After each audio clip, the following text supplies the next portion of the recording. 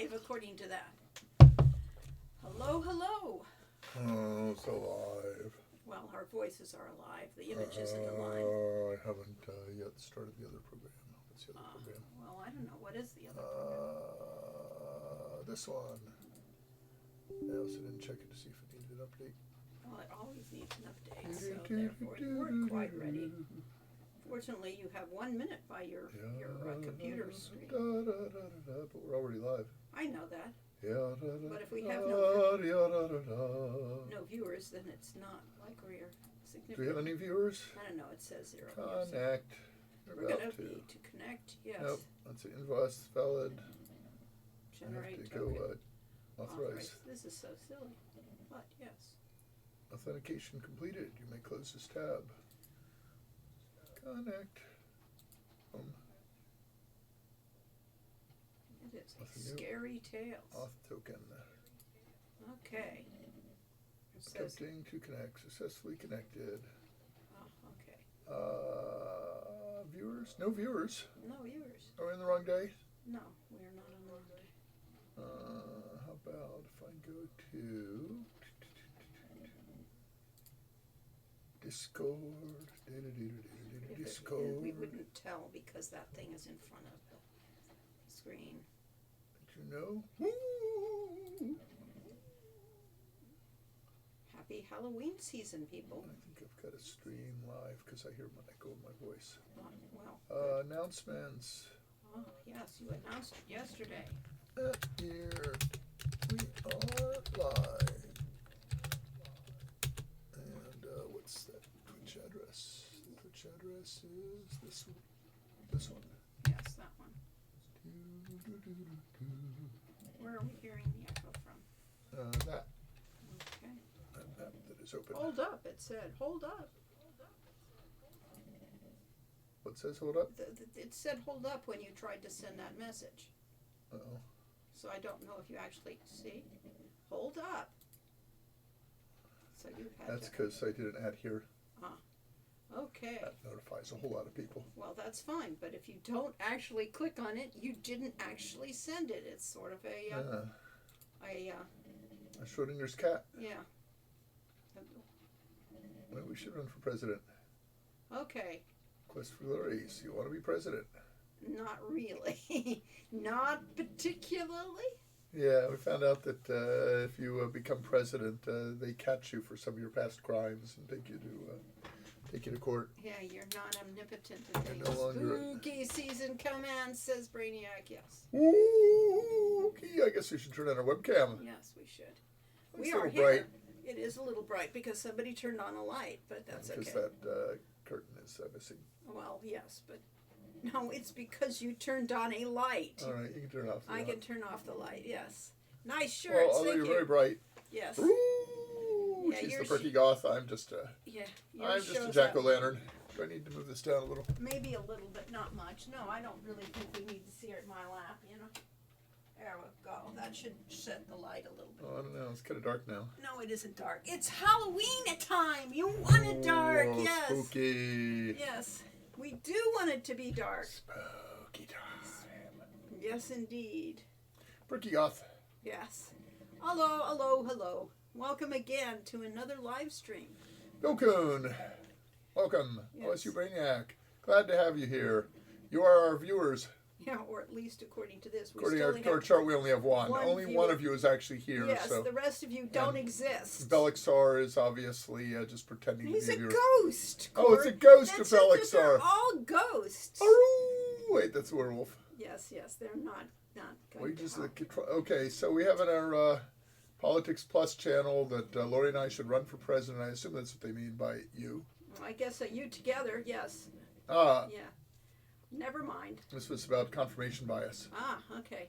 Oh, Cephalus Squid said, I knew I didn't exist, but it's nice to hear that from other people. Exactly. It's nice to be confirmed that this is just an illusion.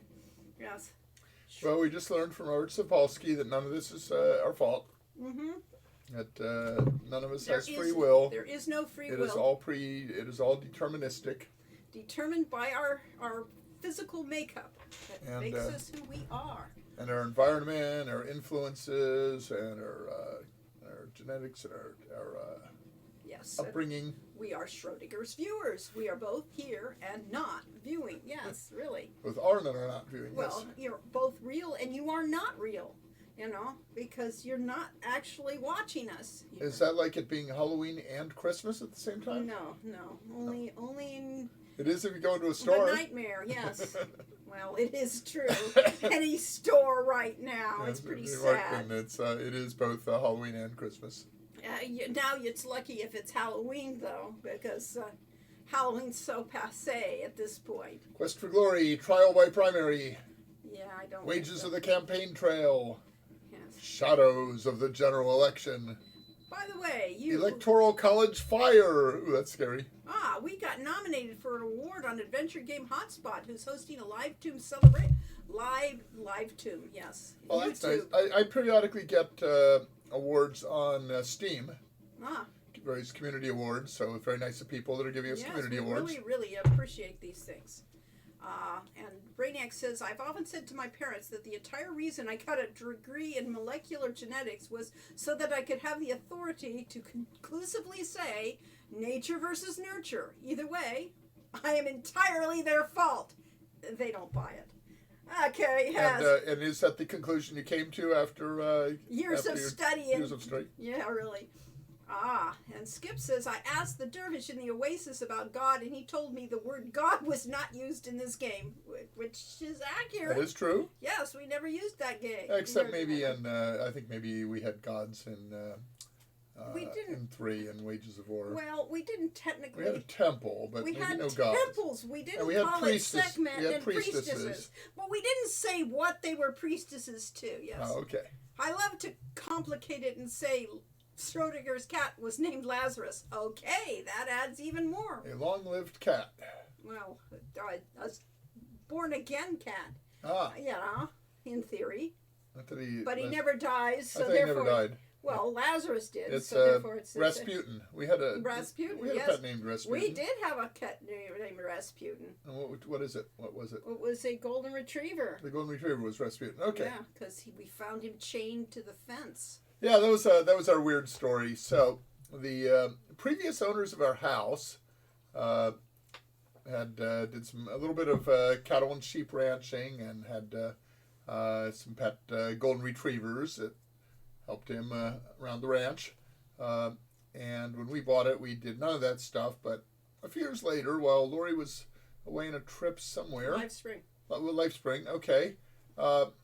I come out and there is a golden retriever Well, there. you were hearing howls, and it Yeah, I heard wasn't it. our dogs. I heard howls. We have 2 dogs at the time: a German Shepherd and a mix, a black Sort of lab, Labradorish. lab mix. I call it Labradorish. So I go out in the back, and there is a. I'm not sure if I have the story in the right order, but we'll just assume this is the right order. For purposes There, of reality, as we the make it. collar is attached to our fence in the backyard. Is a golden retriever. Yes, not our front yard. This is the The backyard. backyard of the house. Yes. And mind you, we lived on 46 acres in kind of the middle of nowhere to start with, and nearest neighbor about a mile away. Right, and you had to go a mile down the road to get to our house. And it wasn't that it was just attached there, that it had gotten a chain caught there. The chain was actually wrapped around the barbed wire fence, and it was attached to the fence. So I promptly got him some dog food. I was thinking this was after our dogs had passed away. and I didn't have a dog at this not point. at that point. Okay, and I was very happy to be fed, and played around with our dogs for a couple days, and then he wasn't there anymore. Yep, gone. So that was Rasputin. So it was Rasputin. So we had a beautiful golden retriever for a little while. Yes.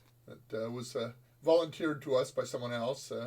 Unless he had come and attach I could have attached his own collar to the fence because he so wanted to belong there. But he didn't stay, so. He didn't You stay. see, we weren't So there. either he left or somebody took him away. It is always hard to say. It was one of the strangest things we've ever seen. No. Mordavian autumn night. Yes, it definitely is Mordavian in nature. It shows up really well. And Mordavia of course, my shirt says Perky goth. Put the romance back in necromancy. Oh, spooky. Yeah. So, what was the scariest thing you've ever experienced besides a dog that howls in the night that shouldn't have been there? Well, I've had terrifying nightmares. There was a stupid movie about a bad strain of LSD and people that had gotten high in the 60s and were regretting it decades later. I think it was called Blue Sunshine was the name of the particular strain of LSD they had. And it was a really stupid movie, but it gave me nightmares. I was terrified. Okay. So that was my film experience. I mean, I've had lots of scary real-life experiences. Yeah, but were there any really scary real life that were interestingly? Well, there was Santa Cruz when I was driving along with my nephew's family, and or was it? I think so. Was it Jim's son or was it Justin? It was When? Jim's son. When we went to visit Santa Cruz one time and almost got in an accident. Weren't you with me? No, I don't remember this one at all. Okay. Well, anyway, I was driving and I heard screaming of a car out of control and brakes and jammed in my brakes and then was still going to hit the car in front of me and managed to get off into the center divider. And there was a multi-car accident there and glass all over the freeway. Wow. And narrowly avoided a serious accident. But of course, then the time you went spinning in the middle of the night, in the middle of nowhere, in the middle of fog. Oh yes, this was the Fresno fog, and I had taken Michael and his best friend Yvonne out to the casino. That was Indian Casino in the middle of nowhere. Yeah, Indian Casino in the middle of nowhere, and there was apparently black ice on the road. And my tires were not quite as new as they should have been. And I came out of there and I just completely lost control of the car. Probably skidded about a mile and was spinning off and finally went up an embankment and was stopped by the embankment. And, a policeman came by and helped me get off the embankment and then went to the local gas station. They put some air in the tires and that was about it. You drove home, yeah. And I drove home. Nothing particularly. And of course, couldn't see 50 feet in front of me through the fog. Yeah, but that's about the level of scary excitement that we've had. Yes, cars are scary. Cars are terrifying. Driving anywhere terrifies me. My favorite, my nightmares is, having Corey drive. Yeah, having a car, trying to drive a car that's totally out of control and nothing's working. So that's the level of my idea of nightmares. Wait, but does it do you in real life? Only once. Only once when I was driving my van and the brakes went out because I went under through a water running over the road and it took out my brakes for a bit. And I had to pump the brakes and try to downsize and try to do everything to stop it before I hit the car ahead of me. Yes. And you lost a. Yeah, I've had yes. I entirely drove one day in a car that lost its entire drive shaft. Oh, it was drive shaft in the middle of the Arizona desert. So other than that, so Eden Way says, so the Fresno fog is not a myth. It is not. It is called. The particularly really bad fog is called a Thule fog, T-U-L-E, I think. And T-U-L-L-E, isn't it? I thought it was T-U-L-E. I don't know. T-U-L-L-E is a fabric. Yeah, I know. Thule fog, and we've had incidents where we've had like 50 cars piled up on the freeway. Not too much. That doesn't happen. That's rare. It's rare. It's happened. You can't see. Vancouver, British Columbia, I had the same thing one time. I was coming home from a play and realized that the fog was so dense that I could only see about 50 feet and managed to, fortunately there was a tractor trailer in front of me and I managed to just keep track of his taillights, and that was the only thing that kept me on this country road. Okay, yeah. I've followed car lights before because it's dark. I mean, because it's so foggy. But that's just it. It surprised me the first time when I was driving I-5 and hit the fog. Yes. I-5 is the most notorious when it gets there. That's the one where you get the pileups. Fresno, not so much, because there isn't that much traffic that did that. We have had some serious fog here. A couple of mornings of that serious fog, but we're not out in it, so it isn't that bad. And it's fun to walk in. I'll tell you, to walk around in that eerie fog makes my evening. So, any of you people that may have experienced illicit drugs when you're younger, you can watch Blue Sunshine. Yes, so that you Terrorized. can be frightened that you will have this relapse and go crazy. And lose all your hair. Oh, no. Oh, no. Yes, all the people in the movie, just before they went insane and started killing each other, had all their hair fall out. Yes, so that's the nightmares. So, yes, that's what happened because I used marijuana once in high school. Okay, no. Or at least I was told it was marijuana. It had no effect on me whatsoever, so it's hard to say. Yeah. So let's see. Scary things that have happened to us, not too much in real life, or anything that seemed occult. I've had occult experiences. Okay, well then. Well, so when I was a Christian in high school, and I went out to a prayer meeting and a Bible study meeting with some of the people from my church, and then I got out and promptly proceeded to back my car into a post. And ever since then, I've realized by carefully observing that any car I see in the freeway that has a Maranatha or Ichthus bumper sticker, I keep my distance from, because they're all terrible, unsafe drivers. You're the one that backed into the post, Corey. Yes, but I've seen many other cars do terrible, frightful things on the freeway. Well, yes, but I'm not sure one applies the other. Actually. Oh, it does. Okay. Anyway, so years later, and I had been in this kind of a religious fervor where I was seeing God and so on. Oh, okay. As a result of that. So that's why I was not all on this world. And years later, with the Temple of Set, went to a meeting ritual / thing. Retreat. And suddenly I saw Anubis. You saw Anubis? I saw Anubis float into the room and overlooked proceedings. And it was then that I realized that it was the exact same sort of experience that I had had as a Christian. And that... one of these things is not like the other. No, they were exactly like the other. Okay. Okay. And so I, at that point, decided that neither religious experience was quite what I wanted to drive my life on. Ah, okay. If they're all real, then none of them are real. Ah, okay. What other terrifying things have you had not in cars? About the most terrifying thing was not having a cell phone and having to try to keep, your car breaks down. It's always cars. Always cars. It's always cars. Cars are terrifying. Cars breaking down in the middle of one place or the middle of the other place, and not having a cell phone, or having, not being able to find someone because they don't have a cell phone. Oh, scary things, yes. Reefer Madness is real. I haven't watched it in a while, but yeah, it probably was. Yeah. Yeah. And Inouye says that post jumped out behind you. Happened to him with a really small trash dumpster. Okay, so more car stuff. We discovered that Lori's light blue Chevy Suburban, which is a Mongo car. It is the biggest one of the cars. A monster car. Yes. Is effectively invisible.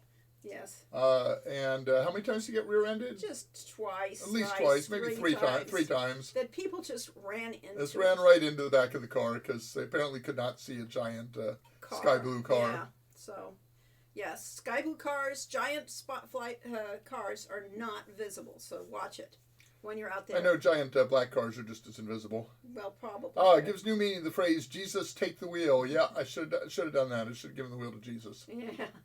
Uh-huh.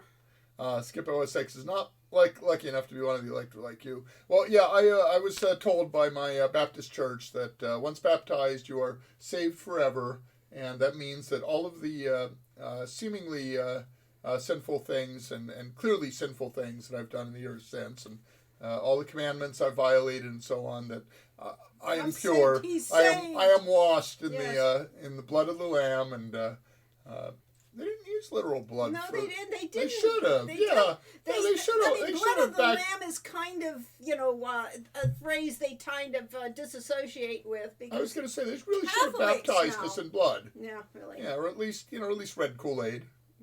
Wine was the substitute for it, yeah. Lime Jello. Lime Jello is very popular in science fiction fandom. I don't think that would be terrifying.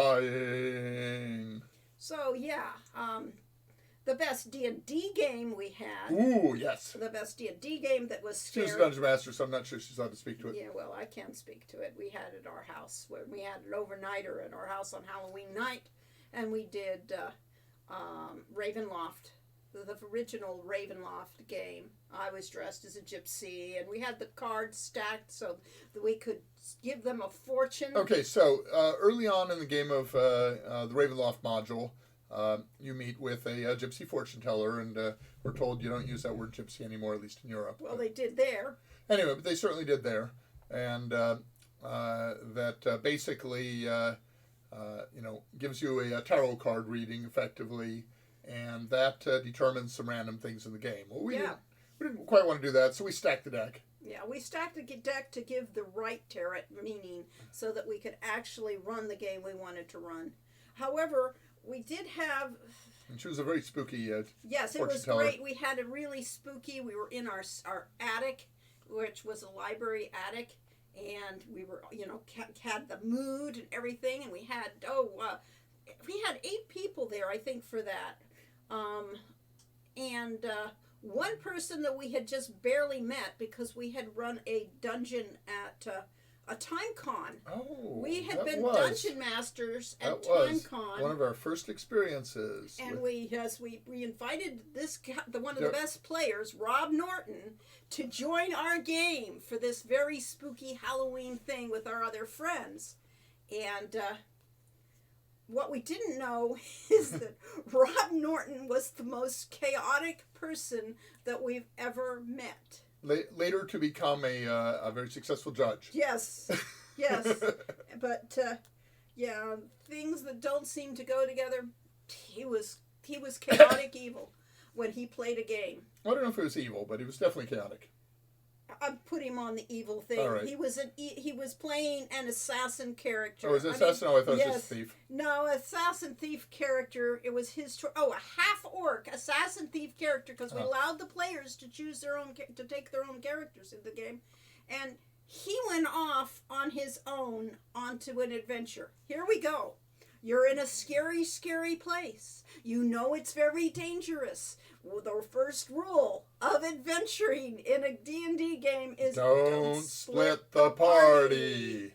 And of course, he went off on his own, which, because Corey and I were both running the game, meant that one of us could go off with him and run his little mini game. And we could get it worked out. It worked out beautifully. Oh, it was wonderful. Because he found the vampire first. Yes, and the cards we have driven determined that the vampire had been replaced in his coffin by one of the party members. Well, no, the cards didn't determine it. That's what happened. Oh, that's what happened. Okay. That's what happened. Anyway, he met the vampire. The vampire charmed him. Put him in the coffin. And then the vampire went off to watch from a distance. The party found the vampire in the coffin. And what do you do if you find a vampire sleeping in his coffin? Out with the stakes! Quickly! And they killed the character. They killed the vampire. Rob Norton's character, who was in that coffin.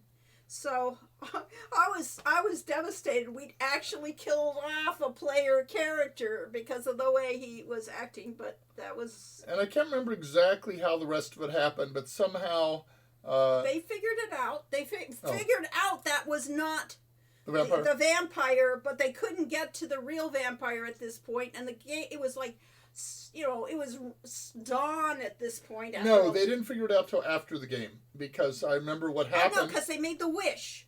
They made a wish. I think that was later. No, that was during the game.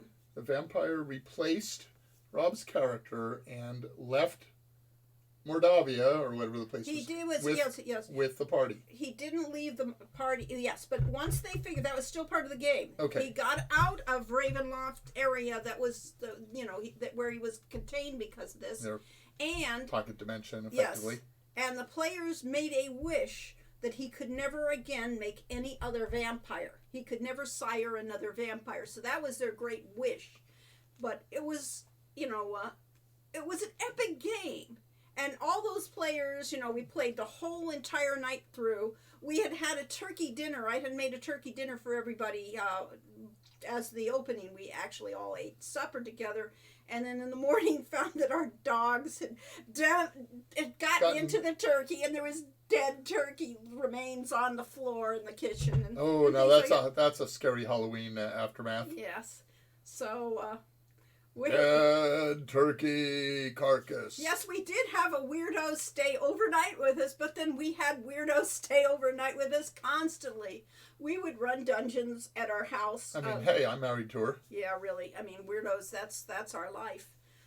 When we were living in Oakhurst, we would have Thanksgiving weekend. We would have mega dungeons where people were invited, and total strangers were staying at our house here in the middle of nowhere. And Not very many total strangers. David Williamson was totally. Was he a totally He was a totally new person. Oh, okay. At least 5 people that And if we'd seen his Facebook profile beyond then, there wasn't Facebook then, we probably never would have invited him. Right. And then there was the one woman who spent the entire weekend playing goblins and ghouls on her. Ghosts and Goblins. Ghosts and Goblins, or the Ghouls and Goblins, one of those. unwinnable game. That On she the was, Sega Genesis. she was playing the entire time, and we watched with fascination because it's one of those deadly, deadly games. And she kept it going for, I think, Yeah, she got through like 8 levels of it. 24 hours worth more of it. And so, yeah, we've had a lot of weird people. I think I made it through the first level once. Yes. Yeah. So, at any rate, that was pretty... The Ravenloft game was one of the highlights of the spooky games that we ran. I've had wonderful moments in D&D, but I haven't had too many really spooky moments yet. You guys are very kind and generous to open your house to relative strangers. They were always friends of somebody. Yeah, friends of friends. Right. So that's why we would do it. And our friends have strange friends. And besides, even if as friends long are as they weren't serial murderers or things like that, there was nothing. They could have robbed our house, but there's nothing ever to steal. So, it's not like we needed to worry about that part. And besides, they had to come to our isolated house in the middle of nowhere. So therefore, they were staying at a strange place that they'd never been to. So if you reverse it with really strange people, and lots of strangers they'd never met before. So yeah, it worked both ways. So that was our somebody had vouched for them. Yes, somebody had invited them as effectively.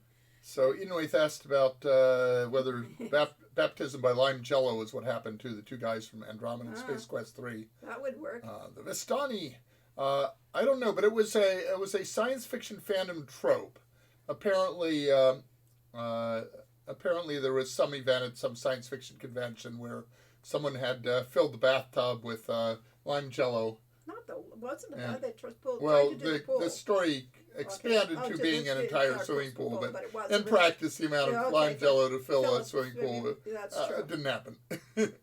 Yes, but bathtub, yes. Well, now the Oakhurst was a great place to be a murder house because we were in the middle of the 100 and some acre 40 acres. Yeah, ours was 46. Oh, that's true, but there was a couple hundred. There were a couple of 100-acre areas around us, so we were in isolation, and there were plenty of places to hide. And there was a spooky place. Okay, so if you went out in our back 40, so to speak, there was a abandoned dirt road that had been chained up in a prior dispute between neighbors, and if you went along that dirt road, there was a little lean-to cabin is too strong a term. A little shack that was 8 foot by 4 foot or something like that, a little bigger maybe. and there had been somebody had camped out of there a while. We later heard that there was somebody that had mental issues. Was more comfortable being out there than with people.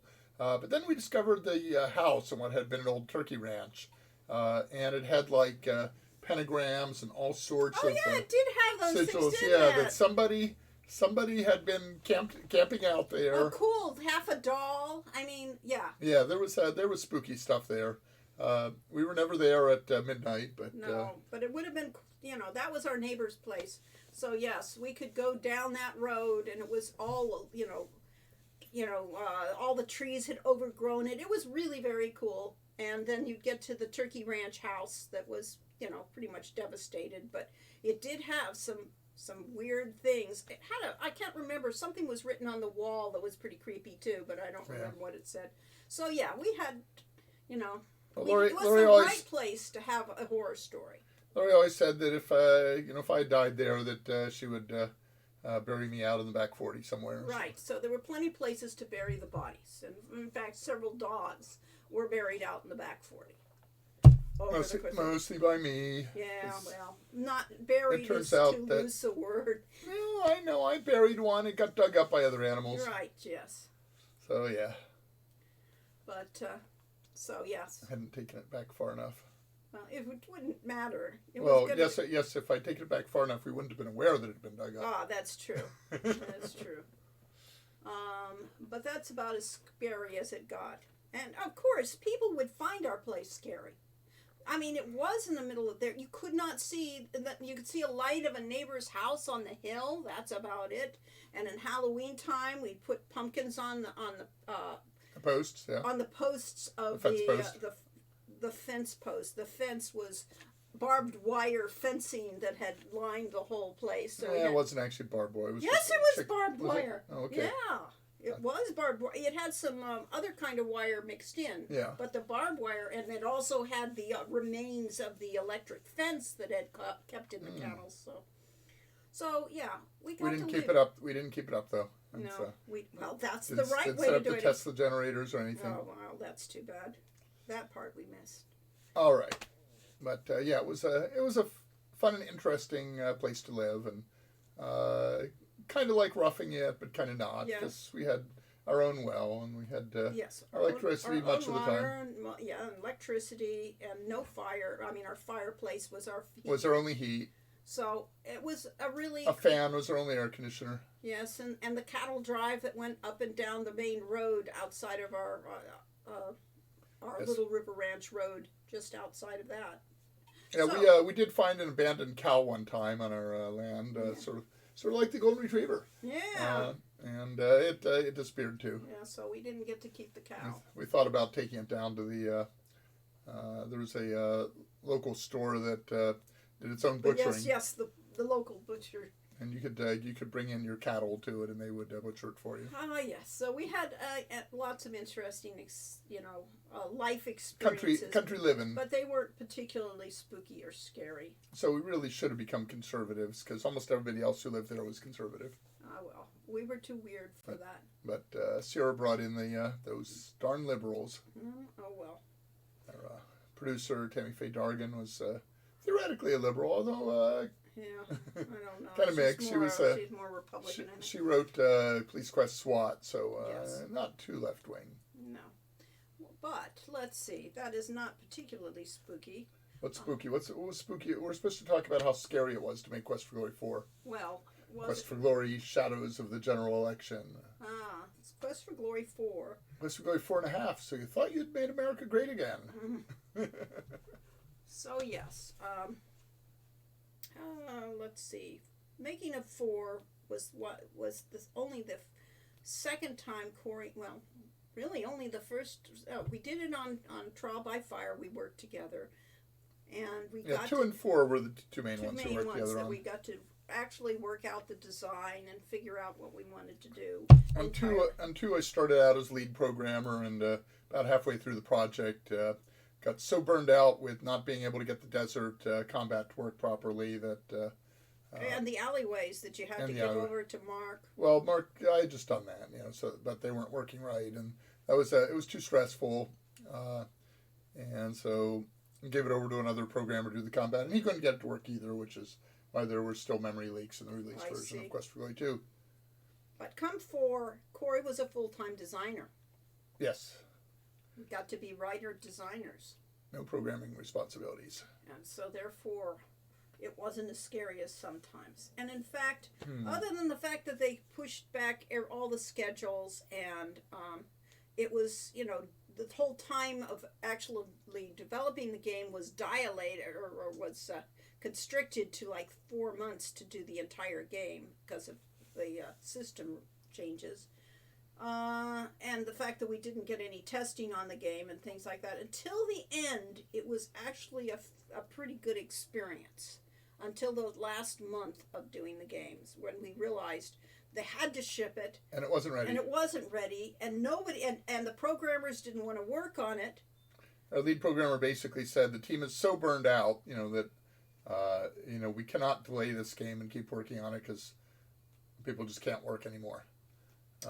So they shipped it. And you know what that was like. And so therefore, the high point, when you're shipping a game and you should be all thrilled and you already think, well, maybe if we're lucky it'll be okay. It's got to be okay. Yeah, I mean, surely it's going to. And then you find out no, wasn't it's okay. a mess.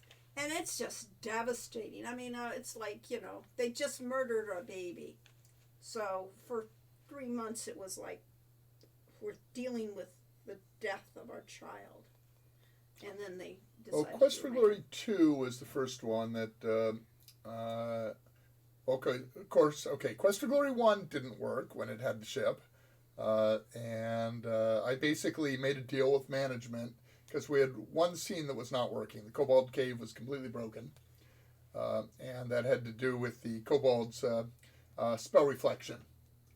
And the spell reflection caused spells to occasionally be targeted at objects that had already been removed from memory, and that crashed the game. So I ended up making a deal with management that I completely rewrote that room while they were duplicating the rest of the discs of the game. And it got about a couple hours of testing, and then we duplicated that disc and shipped it. So they had the boxes all ready to go, but missing one disc. That was pretty scary, and I actually got away with it. I had previous experiences at a previous job where I had made a Faustian bargain like that and had not worked out so well. Oh, well. So that was one. So 2, they were ready to ship that. So I'm trying to remember. They were we ready on to a ship. trip or something? I can't remember, but they wanted to ship the game. We were on our vacation. Yep. We got back, and the shipment had been delayed. So first of all, they tried to ship it while we were gone without telling us because we didn't expect it was ready.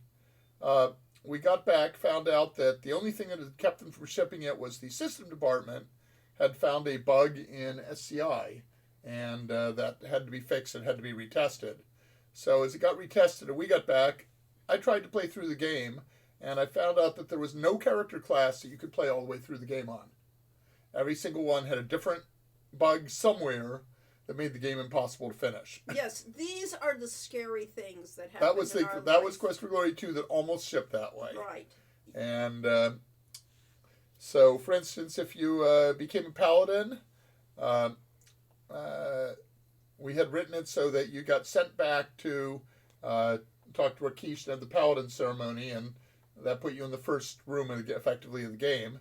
And the programmer that wrote the thing that sent you there and the programmer that coded that room were 2 different programmers, and they didn't communicate the fact that there was a flag that had to be looked at to say you're now a paladin.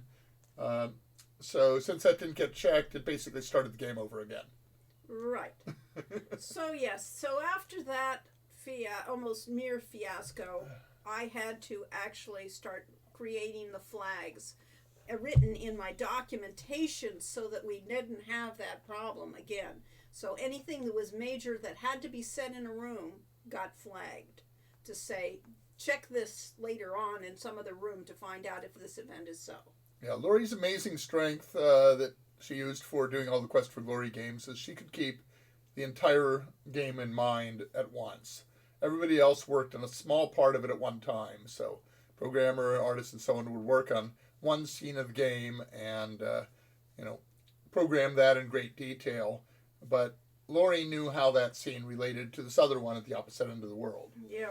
And something that happened in Shapir, 2 weeks later in the game had an effect on what happened in Rasir. So yes, one of the only reasons we could do games like this is because we had word processors that allowed us to have multiple documents that we could actually put something in one document and go to the other document and put it in. Copy and paste it. Yeah. And linked them.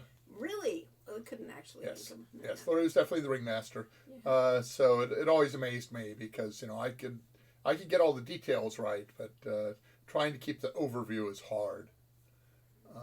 Different skills, different skill set. We're trying to go through fairy tales, whether Mixed Up Fairy Tales was whether anything was it a scary tale? Was yes. it a scary tale, and that was the easiest of all the games I did. Great team behind me, and very fast.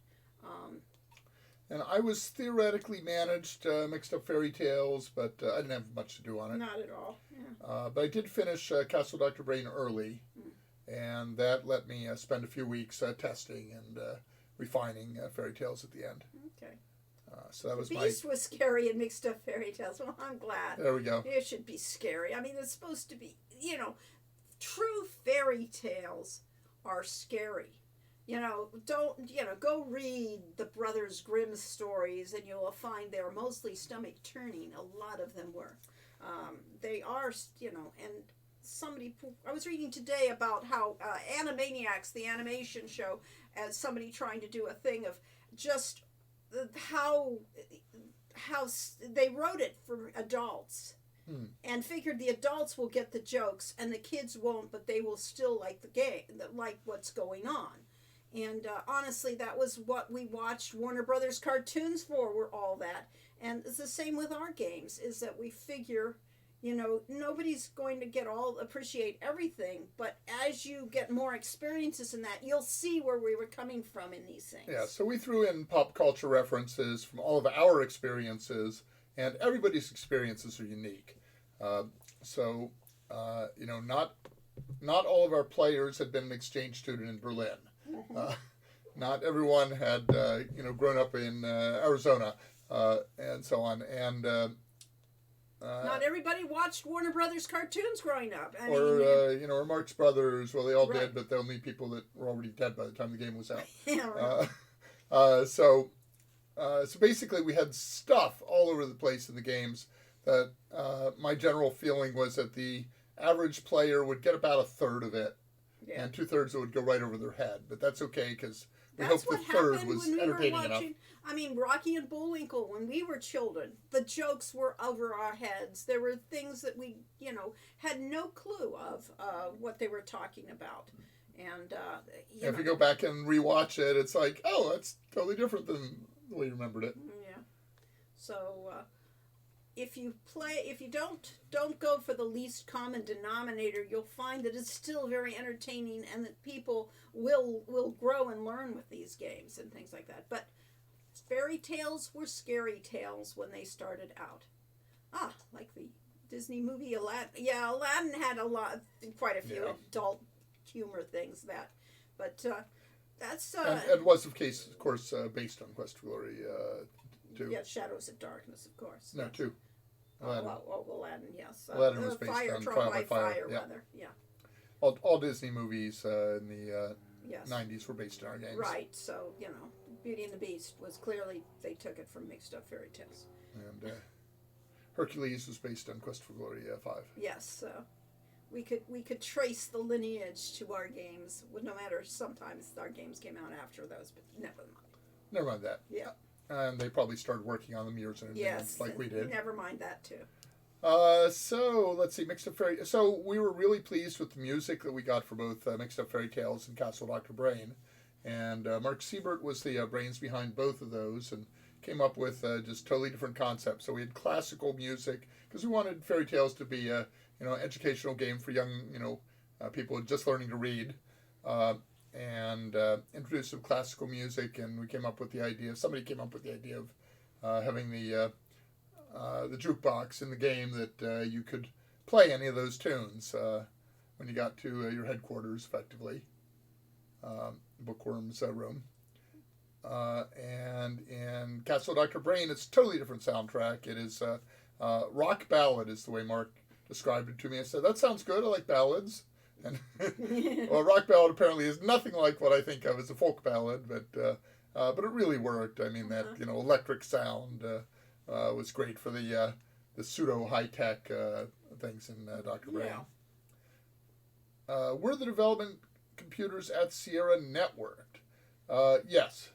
Was it only within the building? Yes. Were the buildings also we didn't have multiple buildings. We didn't work in multiple buildings. Yes. There were other buildings to Sierra, but no networking to them. Yeah. And so there were no and no dial-in, and no internet, no ARPANET. No. How much time did you lose to Doom? Our teams lost time to Doom. Was it Quest for Glory 4 that Doom came in? No, but there was different game. Castle Wolfenstein 3D. Yeah. Was the one. Yeah, but yes, we lost. Yes, and I know programmers that were spending a lot of time on those kind of games at that time, but they weren't programming anyway. Yeah. The worst one was really Quest for Glory 5 because management kept insisting on, as the project got later and later, the management started saying people need to work longer hours so we'll be on time. And what that meant was that the programmers were off playing a racing game and stuff like that. So we brought a console into the programmer room and other games. Okay, Doom came out in '93, so. All right, so Quest for Glory 1 was 89, 2 was 90, 3 was 92, 4 was 93, I guess. 94? I don't know. I think 93 and 94 because they had the two versions. Okay. So yeah, right around Quest for Glory 3 or 4 was Doom. But what about Wolfenstein 3D? Because that's the one people played. Oh, and they also played the three-dimensional one, the first three-dimensional one where you had to go down and up and around a maze that was three dimensionals. That was taking out players for a while, programmers for a while, but yeah. Not Wolfenstein 3D? No, I don't. Because that was the first person. That was the first person game. So we had Loom. LucasArts games made their appearance. SimCity. SimCity took away a lot of time from people. Civilization. Okay, Sybil Seeker says, I was a teen playing Shadows of Darkness, so I didn't get half the jokes. But my dad would overhear dialogue and just start laughing. Oh, that's great. Yeah, I'm glad to hear that. I love what the actors did with Hans Franz and Yvonne. They said, was it okay if we ad-lib? And sure, Laurie wasn't there. And they just really had fun playing those roles. And that's what we like. We like the team to have fun. I had this theory, I did this lectures on quantizing fun at one point, and one of my was the question of who is having fun. You want the players to have fun, but how do you bring that about? And one of the ways to do it is if the team is having fun making the game, it shines through, and it's fun. If the team is stressed out and unhappy, that shines through too. Yes, which is why Quest for Glory 4 was such an effective game. Or 2, where we were going through so many horrendous things at Sierra that we created Rassier. And it just reflected, there are so many... Yeah, Rassier is an anagram of Sierra. I think you all know that by now. Yeah, and all the in-jokes and things like that were just teeming there because it had been such a horrendous experience. All of the signs in Rassier were things that we heard around the halls in Sierra. Oh, well, or were stolen from, everything not forbidden. I mean, anything not mandated is forbidden. Everything not mandatory is forbidden, yeah. Things like that. The ones from...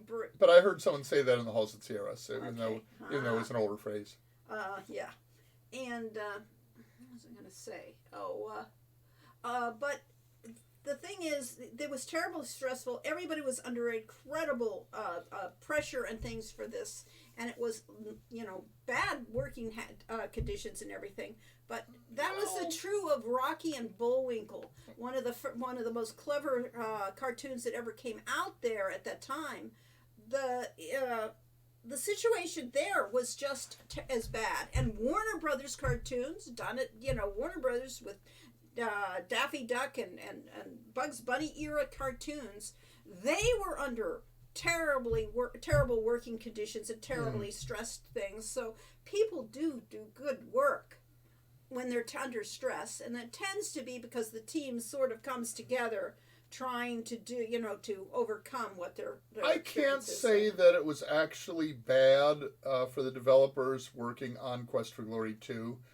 Because it depends which developers. So that was the era of the artist. Bill Davis came in and remade the art department to his vision, and that meant giving the artists their own area and having all the artists in the same area as opposed to being with their teams, with their programmers, and they had a lot more.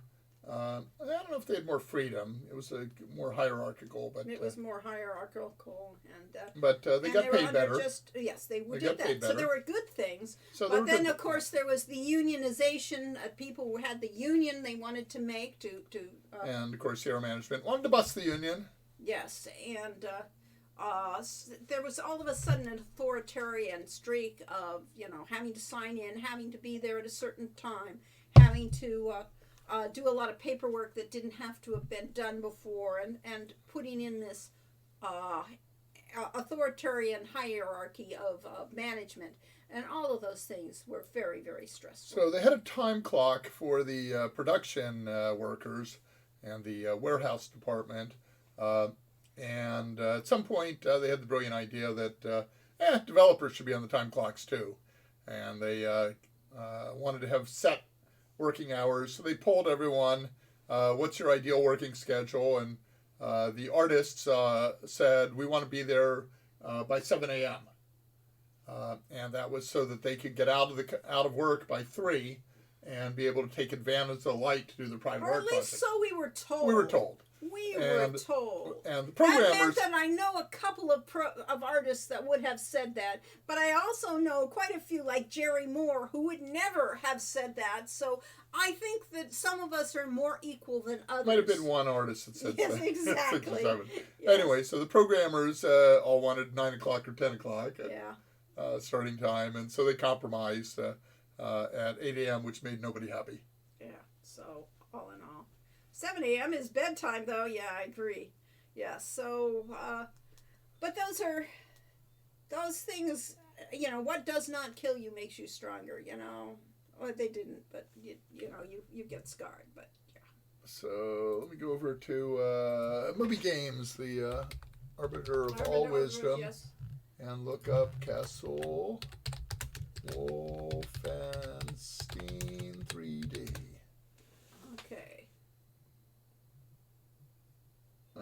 Castle Werewolf. Right. Wolfenstein 3D, 94. No, that's not that one. That's not that one? Okay. Okay. Castle Wolfenstein, let's do it that way. Okay. There's a Beyond Castle Wolfenstein. Castle Wolfenstein 1981. Yeah, that was the original. That was the original on Apple II. Uh-huh. Return to Castle Wolf. I don't know. I can't find it on... Movie Games, the Arbiter of All Knowledge. Well, that's probably not the name of it then. Beyond, it was just called Castle. It was called Castle Wolfenstein 3D. It was called Wolfenstein 3D. Okay. Maybe they got rid of the castle. Could be. 3D. Yeah, 92. Okay, fine. Yeah. Boo, says Phoenix.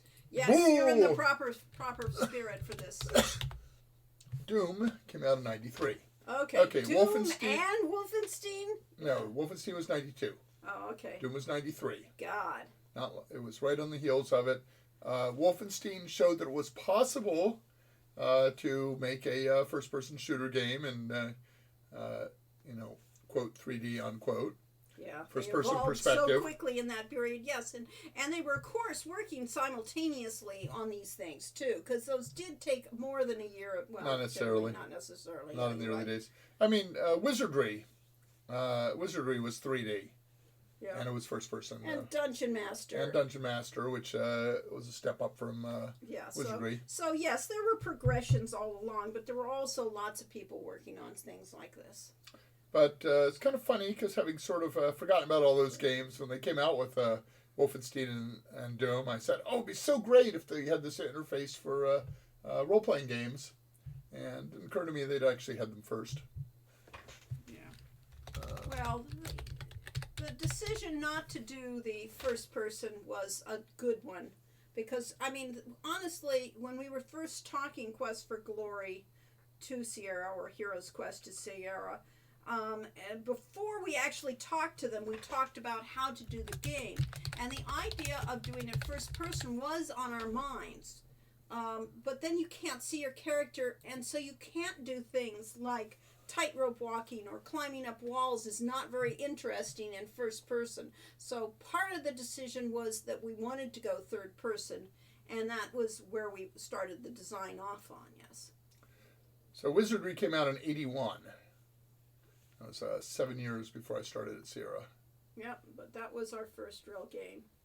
Yeah, we played That that we on the all Apple II. We visited a friend that worked for Rome Corporation, and they were using Apple II computers for work, because like that was the state of the State-of-the-art. State-of-the-art technology that, and so we went in late at night and. After hours, and these strangers came into Rome and basically... Played, which is a defense corporation, by the way, Uh-huh. and played till midnight. Yes. So, I think Kanita was there too. So Yeah, it was like, Kanita worked there, but wasn't her computer. It wasn't her computer. Wasn't her fault. It was Harold. What? No, you're not supposed to say that. It doesn't matter at this point. I don't know. What's the statute of limitations on military secrets? Yeah, right. Yeah. So at any rate, yes, we would play that game late at night at somebody else's company, and that's how we did it. Yes. Did you play Digital Eclipse's remake of Wizardry yet? No, did not. We haven't played a lot of things recently, other than WoW and. So our favorite game of that type was Dungeon Master. That was initially on the Atari ST, and that is a great game. Apple IIe's with their black and green monitor screens were cutting edge in junior high at the time. Ooh, ugly. Black and green. Yeah, as opposed when they to did the color, amber.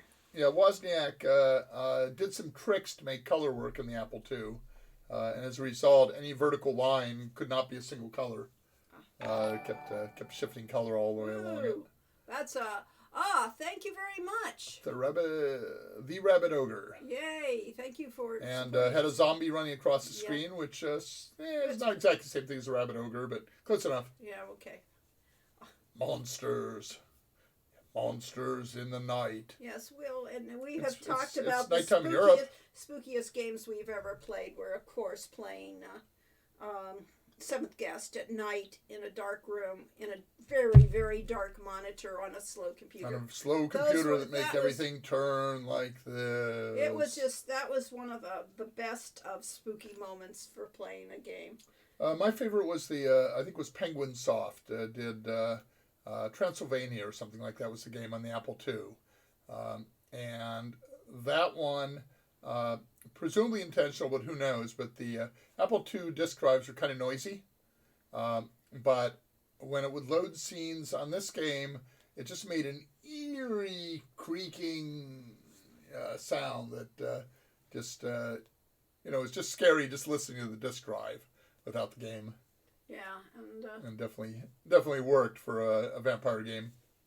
And of course, when we were playing Dungeon Masters, we were always playing Dungeon Master late at night, and it was the first game with real jump scares, where the monster would suddenly come around the corner right in front of you, and it's like all of us just jumped literally out of our seats at points. Yeah, because Wizardry, you moved step by step through the thing, and it was turn-based. So when you got to a location, we kind of check the next square, see if you had an encounter, etc. But Dungeon Master was semi-real time. Yes. So you were still sort of moving between squares in the dungeon, but the monsters were moving too. And if they were around the corner, you didn't see them until they came around the corner.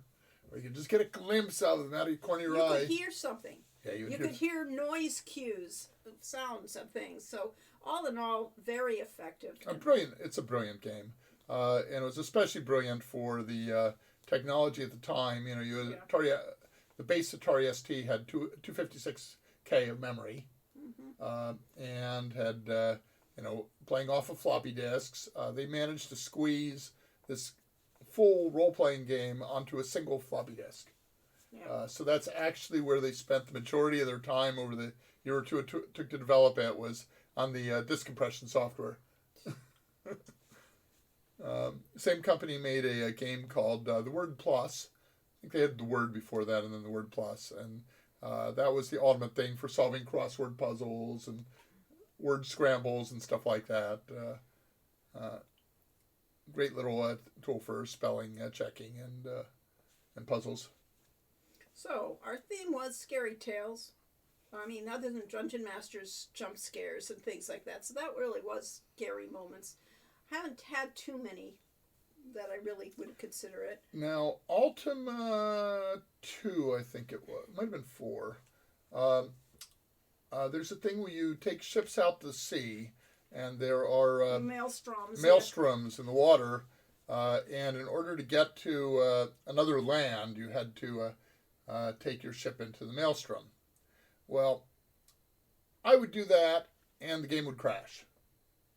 And there was a limited number of ships, so I lost a ship every time I went into a maelstrom. And it turns out that was tied in with the copy protection. That the disk drives that were on the IBM PC XT at the time, basically there was a way you could write to the outermost tracks of the drive. I think there was an Atari ST thing like that also on some games. And the problem is they weren't standard. I wasn't playing on a PC. I was playing on an AT&T 6300, which is a PC clone. And that had different disk drives. And so the copy protection determined that I had stolen the game. And it did that by destroying my ship. So that was kind of scary, the maelstrom. So yes, but in terms of doing Quest for Glory, Shadows of Darkness, we got to spend some time initially watching all our favorite horror movies, i.e. we watched, Abbott and Costello, Frankenstein and Young Frankenstein and the not so serious ones, because I really don't care for scary movies. I love all the tropes, and I love And we definitely pulled from Young Frankenstein. Yes. And put the candle back. That's Frankenstein. Yes. Frau Blücher. Yes, you have to make the horse sounds. Yeah. So that's a great film. It's really, yes. In a very campy way. The other great one is The Raven with Vincent Price. That's terribly campy, yes. If you Terribly campy, but quite wonderful. They're not really, the most horror things. He was my boyfriend! Yes! There are so many awesome lines that, wow, what knockers. Thank you. Thank you. Herr Doctor. Yes. Werewolf. Werewolf! Yes. Perhaps the most solid Frankenstein movie. Okay. And the best part, of course, was that they had taken all the equipment from the original Frankenstein movie. Yeah, so they had the original lab equipment. Oh, yes. Vincent Price, the master of campy horror. He was in some really seriously campy horror. That was great. I loved Vincent Price. I loved his voice. And, of course, I was so glad he did Thriller. I mean, because when he comes on in that voice, you just know that's him. And, of course, Boris Karloff was iconic. All of those people, those movies are icons. So it's not that we don't actually like being scared, but campy horror is fun. Yeah. And Halloween is... Halloween should be fun. It should have, I have gone to haunted houses, haunted Scary Tales, not Scary Farm.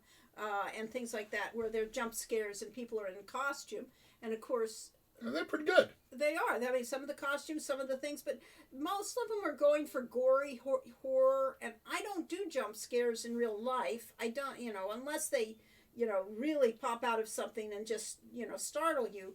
Most of that does not do anything for me. People in costumes are people in costumes. Well, they had the one building that was based on American McGee's Alice in Wonderland. Yeah. It was all, It's all Alice in Wonderland gory, horror. Gore and dead body parts and things like that just doesn't thrill me. Doesn't actually give me the creeps either. However, I did see on television, not in real life, but the person that for one of those haunted houses would sit in a like a glass coffin and they put bugs on them. That absolutely would do me in. I could not. That would have given me the total wow. Why did it have to be bugs? Yeah. So that's one I would never have been able to do. Yes, my father always sings the praises of abominable Dr. Fives. Or Phoebes? Phoebes? It was Fives. Fives? Dr. Fives. I don't yes. know it. Yes, it's that's the name of it. The Abominable That's Dr. the film? Yes, he's getting revenge on people. I saw it ages ago. So when I was in high school, I wandered in. I was my brother was in the chess club, the senior high, and so I was visiting there and wandered in the next room where they had a projector set up and were showing The Cabinet of Dr. Caligari, and that was actually quite a cool early horror film. Yeah. Was it also priced in a horror film that he wanted a certain artist prize, didn't get, and he murdered the jury in weird and hilarious ways? Well, Dr. Fives was all about murdering people in weird and hilarious ways, yes. Yeah, I don't know which was that one movie. I didn't see all of them. Snakes creep me out, too, as do spiders. Those spiders could be considered bugs, I guess. Yeah, But they also eat bugs. yes, I like spiders for that reason. We're very laid back. Spiders are not, We decided we don't care for mosquitoes, though, because we keep That's- getting yeah, mosquito bites. That's the one bug that, is on our enemy have, of people list, yes. Yes, I'm swelling up in various places. Yeah. Let's see. Of course, Edward Scissorhands was one of Vincent Price's last roles.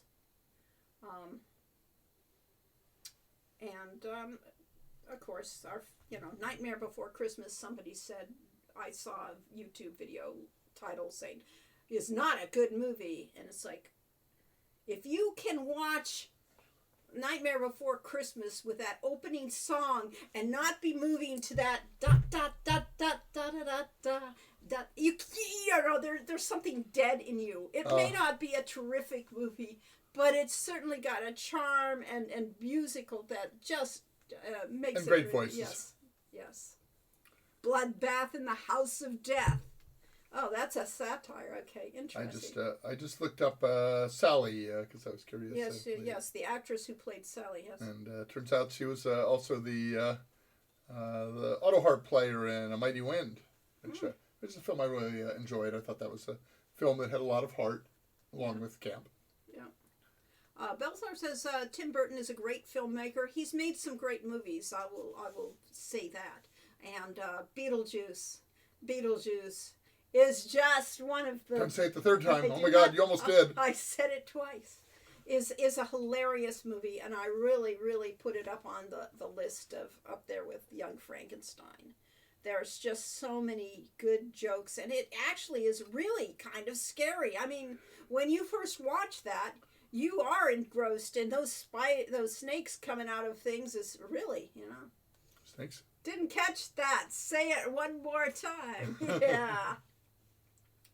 And let's see. The B word. Yes. In terms of movies, I wasn't too thrilled with the original. What is it? The one with the three sisters.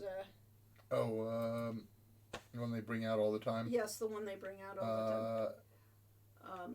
But with let's see. It's not I'm text. sure. It's. Oh, come on. Tip of my tongue. Yeah, it's tip of mine too. Ha! Revenging His Wife. Need to watch that. Yes. Hocus Pocus. Hocus Thank Pocus, you. yes. Didn't care for the first one, but it had that great musical number in the center of it. I actually liked Hocus Pocus 2 better. The music was just as good, and it wasn't as dumb looking or childish as the first one. I actually thought it was more intelligent, yes. I absolutely love the first Underworld movie. Awesome production. Oh, cool, so stylish. I guess we have to watch that. I mean, it sounds good. Now, Ultima Underworld was the game that fulfilled the promise to me of taking the way they had done Doom and Quake and so on and turning that into a RPG.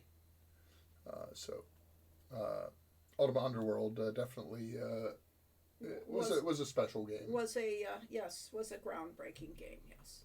Let's see. Found Price's other revenge movie, Theater of Blood. Recommend. And of course, there's we have to go back to Edgar Allan Poe, because most of us got that in high school or middle school, and those all creeped us out. I had to, at one point in I guess junior high, they were reviewing books for English, the new books. They were going to see which book they wanted to use for their English thing, and my class got to look through them, and this one had this image from the Black Cat, and it had the Black Cat, and it had this anatomical heart in front of it. It was so grossing me out that I didn't want to look at that one. But all those stories are the ones that first give you an emotional queasiness reading. And I read Lovecraft and all that, but Poe did it better, really. House on Haunted Hill is still a good one. Good. I saw the first episode of Fall of the House of Usher. Yes, lots of great Poe references. Did you enjoy it? Yes. And the Black Cat is my favorite Poe story, yes. We did reference to a cask of Amontillado, and of course we did, all sorts of kind of Poe-ish references in Shadows of Darkness. That, and of course, Lovecraft coming into it. We brought in our dark ones. And then one of the creepiest stories there ever was, which is the one about the cockroach. The guy who Sandor that turns into the Metamorphosis. That's Kafka. That's Kafka. Definitely one of the creepiest stories I ever read. That was one of the few that I read in German first. So therefore, that one definitely, had to come into, of all the tropes to put into that thing. That one creeped me out, yes. And Cabinet of Dr. Caligari is the first horror movie. My sister showed it to my brother and I years ago. It was good. It's very well worth watching. It is so stylistic and so very interesting, and very, it works on many levels, yes. Theater of Blood's murders are very distorted in funny ways. Shakespearean, though, yes. They're. Hey, this is really weird. I'm looking at, totally unrelated, the Quest for Glory series on Moby Games. And what's weird about it is the lowest rated of our games was Quest for Glory Anthology, 1996, with a 6.5 rating. And the Quest for Glory Collection series in 97 got an 8.2. Yeah, I think they had the same games in them. Because that was before Quest for Glory 5 was ready. I think they put Maybe they put the demo? They put the demo for 5 in it, I think.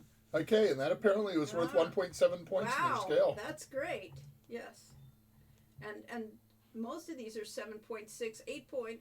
Other than that, the remake of Quest for Glory 1 is the highest rated. Second highest rated is the original Heroes Quest. So everything we did after that was downhill. Yeah. I got a pretty good rating for Quest for Glory 2 Trial by Fire. Oh, nope, sorry, that was the 2008 version from HEDI. Got a 7.8. Yeah, we didn't even get it. Jeez. Shadows of Darkness managed 7.6. Yeah. So did 3 and 5. Oh well. Too bad there was never a full 1 through 5 collection. Yeah, it wasn't going to happen. Sierra was fractured and dying by the time we did 5. Because, it was done by Yosemite Entertainment, which was an offshoot. They actually offshot the division of Sierra, yes. Yeah.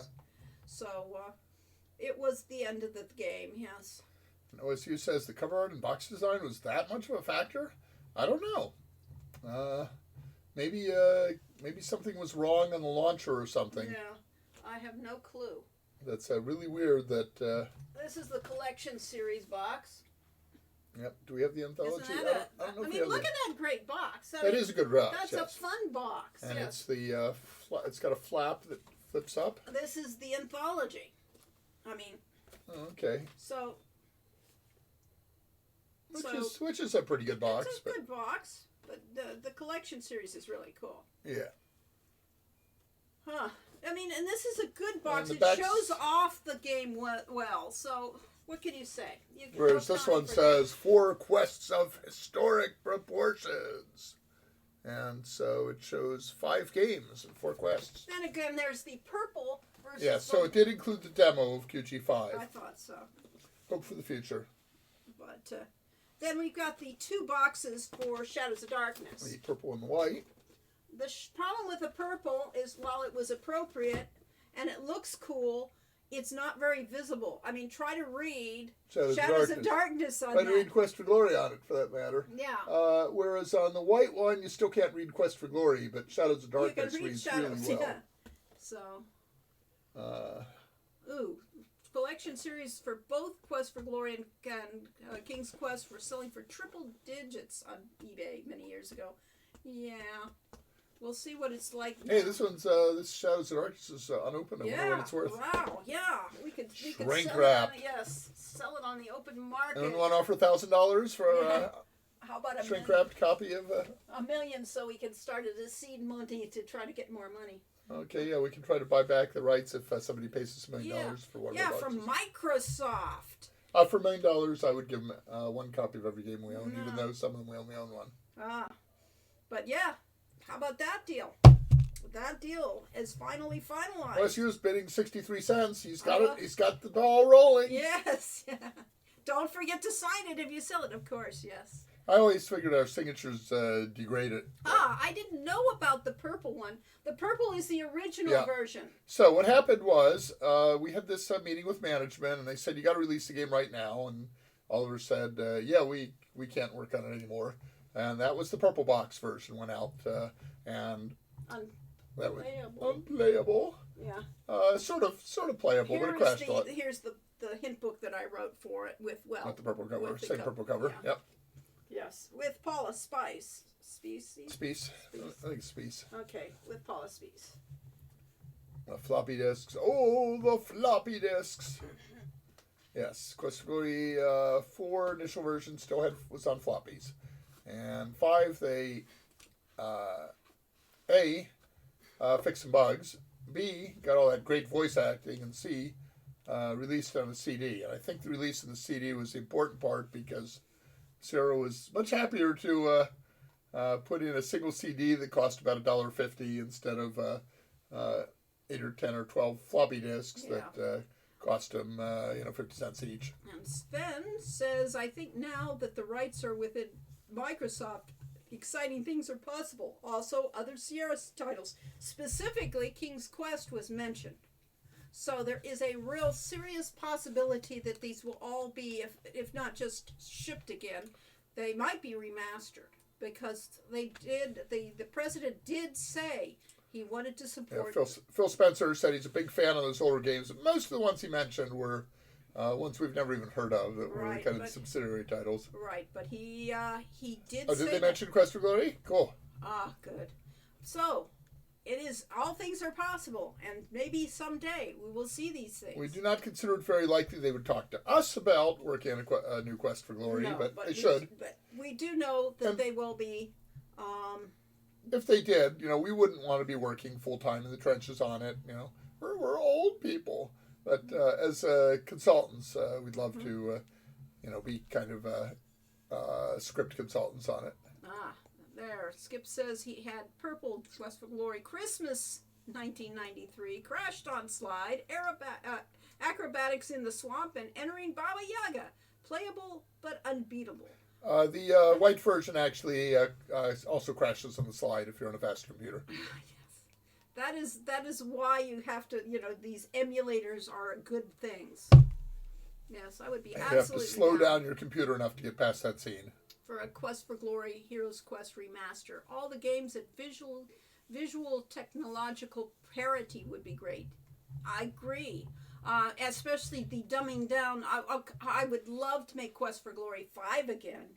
Think of what it would look great. And we could just, improve all the things that we didn't get finally. Now, if every one of you talks to 5 of your friends, and they each talk to 5 of their friends, if you have 5 friends, every one of them sends a physical letter, email's probably good enough, to Phil Spencer at Microsoft. Maybe you can convince him to do another Quest for Glory, just as the letter writing campaign convinced Sierra to do Quest for Glory 5. Yep, along with the fact that Yosemite Entertainment had no because major it was titles. it was alignment of the planets, but even so, it does happen. Yes. I just want Frostbite nerfed so I can stop cheating. Oh, alas. Because you can't resist, yes. Well, if you play Herald of Ragnarok, Heroine's Quest, you can get Frostbite instead. Yeah. Eden Waith says, I played the floppy version a few years ago and got most of the way through the game back to the cave before it locked up. Oh, no. Right. Speedrunners scream no. Yeah. They don't want you to. I was not involved with the game balance on Quest for Glory 5. Oh well. No, Was Frostbite in 4? No, Frostbite was in 5. I don't think it was in 4, was it? It was in 4 because that's what Katrina teaches you, I think. Oh, okay. That was too powerful. Oh well. Well, I was there, but I guess I didn't balance it. Oh well. Yes, we don't really. Play balance is hard. It is very hard. Most of the play balance of the Quest for Glory games is balanced by luck. Yes, and we did it mathematically. We knew where the points were coming from, and we had to each time top the previous game. So Frostbite had to be more powerful than Flame Dart, for instance, so that it felt like you were actually getting something better for the money. Maybe. It should have had a specific use, like against fire-breathing dragons. Flame Dart should be powerful. Well, yes. I mean, Frostbite, rather. Right. We could have done that. And we did try to do that with the first couple of games. Every fire-breathing dragon that you encounter in Quest for Glory 4. Yes. But you just, when you've got that large a project and things like that, and it's done in such a short time, you don't have the luxury to fine-tune everything. Yeah, the problem is when it's done over a long time, that doesn't necessarily improve it that much. So we had the fact that we had so much pressure on us to get games shipped on the early games, in ways caused us to make decisions that made the games a little tighter. And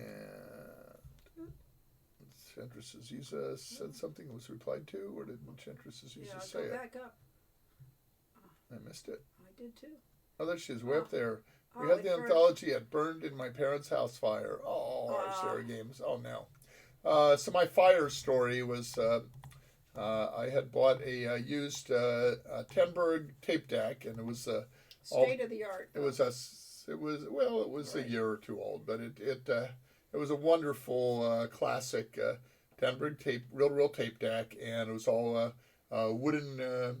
Made out of wood and metal, but there was a chip out of the corner of it. So I took it into the place I worked, where we had some expert woodworkers, and they helped me fix it and refinish it. And there it was, drying on the day that somebody broke in and burned the place down. And my next Tenberg tape deck, I got a Tenberg 9000, and that was a higher end tape deck, but I had more problems with it. Oh well. Tenberg 6 was, I think it was a 6. Yeah, it was the ultimate. So yes, there's a bit of a side for that. So yeah. Yeah, I know. And Icy April Dawn says, I hope you and your family had a roof over your heads again and soon, and mentally recovered from the fire. Yes, I would hope so, because that was a trauma. Yes. My games, comics, etc. collections all got lost to my mom's new hubby who wanted to clean up the Abbey attic, which was my hideout. But that guy clearly would be worth a horror movie made about him anyway.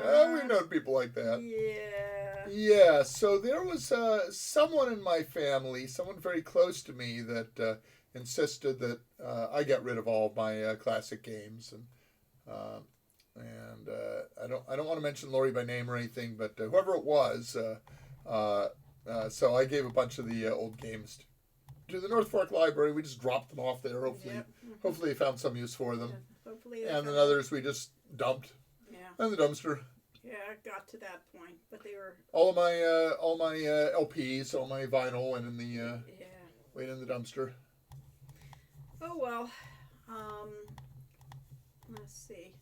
Yes, my mother got rid of all our comic books. There was the tragedy, but of course they were not in mint condition. But they were. Had they been in mint condition, they would have been worth something 50 years later. Yes, because maybe like 25 cents instead of 12 cents. Yeah, maybe. Yes. Maybe even $1. I stopped reading comic books when they went up to 25 cents. Yes. Yeah, they were mostly 12 cents when we were a child, except for the special editions. Because I read so fast. I mean, a comic book never lasted. You had to read it, and you had to get to the end, and then maybe I'd look at the pictures afterwards. But, they were not worth more than 25 cents at that point. Lori read Lord of the Rings multiple times and didn't realize there was poetry in it. Yeah. Songs, yes, the songs, yes.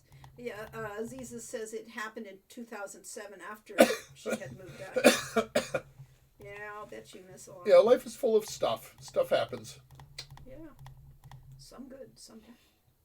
But I have 2 massive shoe boxes full of magic cards from the early 90s. Massive shoe boxes. To bring myself. We've got a half hour left. That's probably enough time for me to bring in what's left of my magic collection and show you all the boxes. It'll take about 10 trips. Yes. 10 trips of boxes. Yeah, we have like catalog boxes or comic boxes full of magic cards. And I gave away I sold half the collection when we moved out of Ahwahnee, and that was really useful. That was was that good paid money. that paid for our moving our U-Haul rental and for the dump haulers. Right. Because I had been saying for years, get rid of those cards before the market dies, and it just somehow managed to survive all that time. Unbelievable. They're still worth something. Yeah. Yes, I feel you very well. Yeah, well, they were old and they weren't in good condition. Let's put it this way. Yep. They were in terrible condition. My magic cards are in good condition. Yes, the magic cards are still except for the ones that the rats got into. Well. But I have I kept all the complete sets, and that's mostly it. And some of the real old cards. So I need to find a comic store or something that wants to do another bulk purchase. But these cards that we thought were just a total waste, I sold half of them for $8,000. So. Right. Half I have left are theoretically worth twice that. So they probably were, in the end, Well, we did better than broke even. You did better than broke even. That's amazing, isn't it? And we had a hobby in that time. Yeah, complete sets. Damn, I was a child, so money was much more difficult to come by. Yes. Well, yes. Well, okay. So my son played Magic the Gathering for a while, and I took it up and I played, and I collected a certain number of cards and made decks out of them. Not very good, of course. I was not a good player, but our friend Jim Kadick moved in with us, and. He got the idea that he was a comic collector. So he got the idea that, I had this collectible card game. Well, he had to collect them, my damn.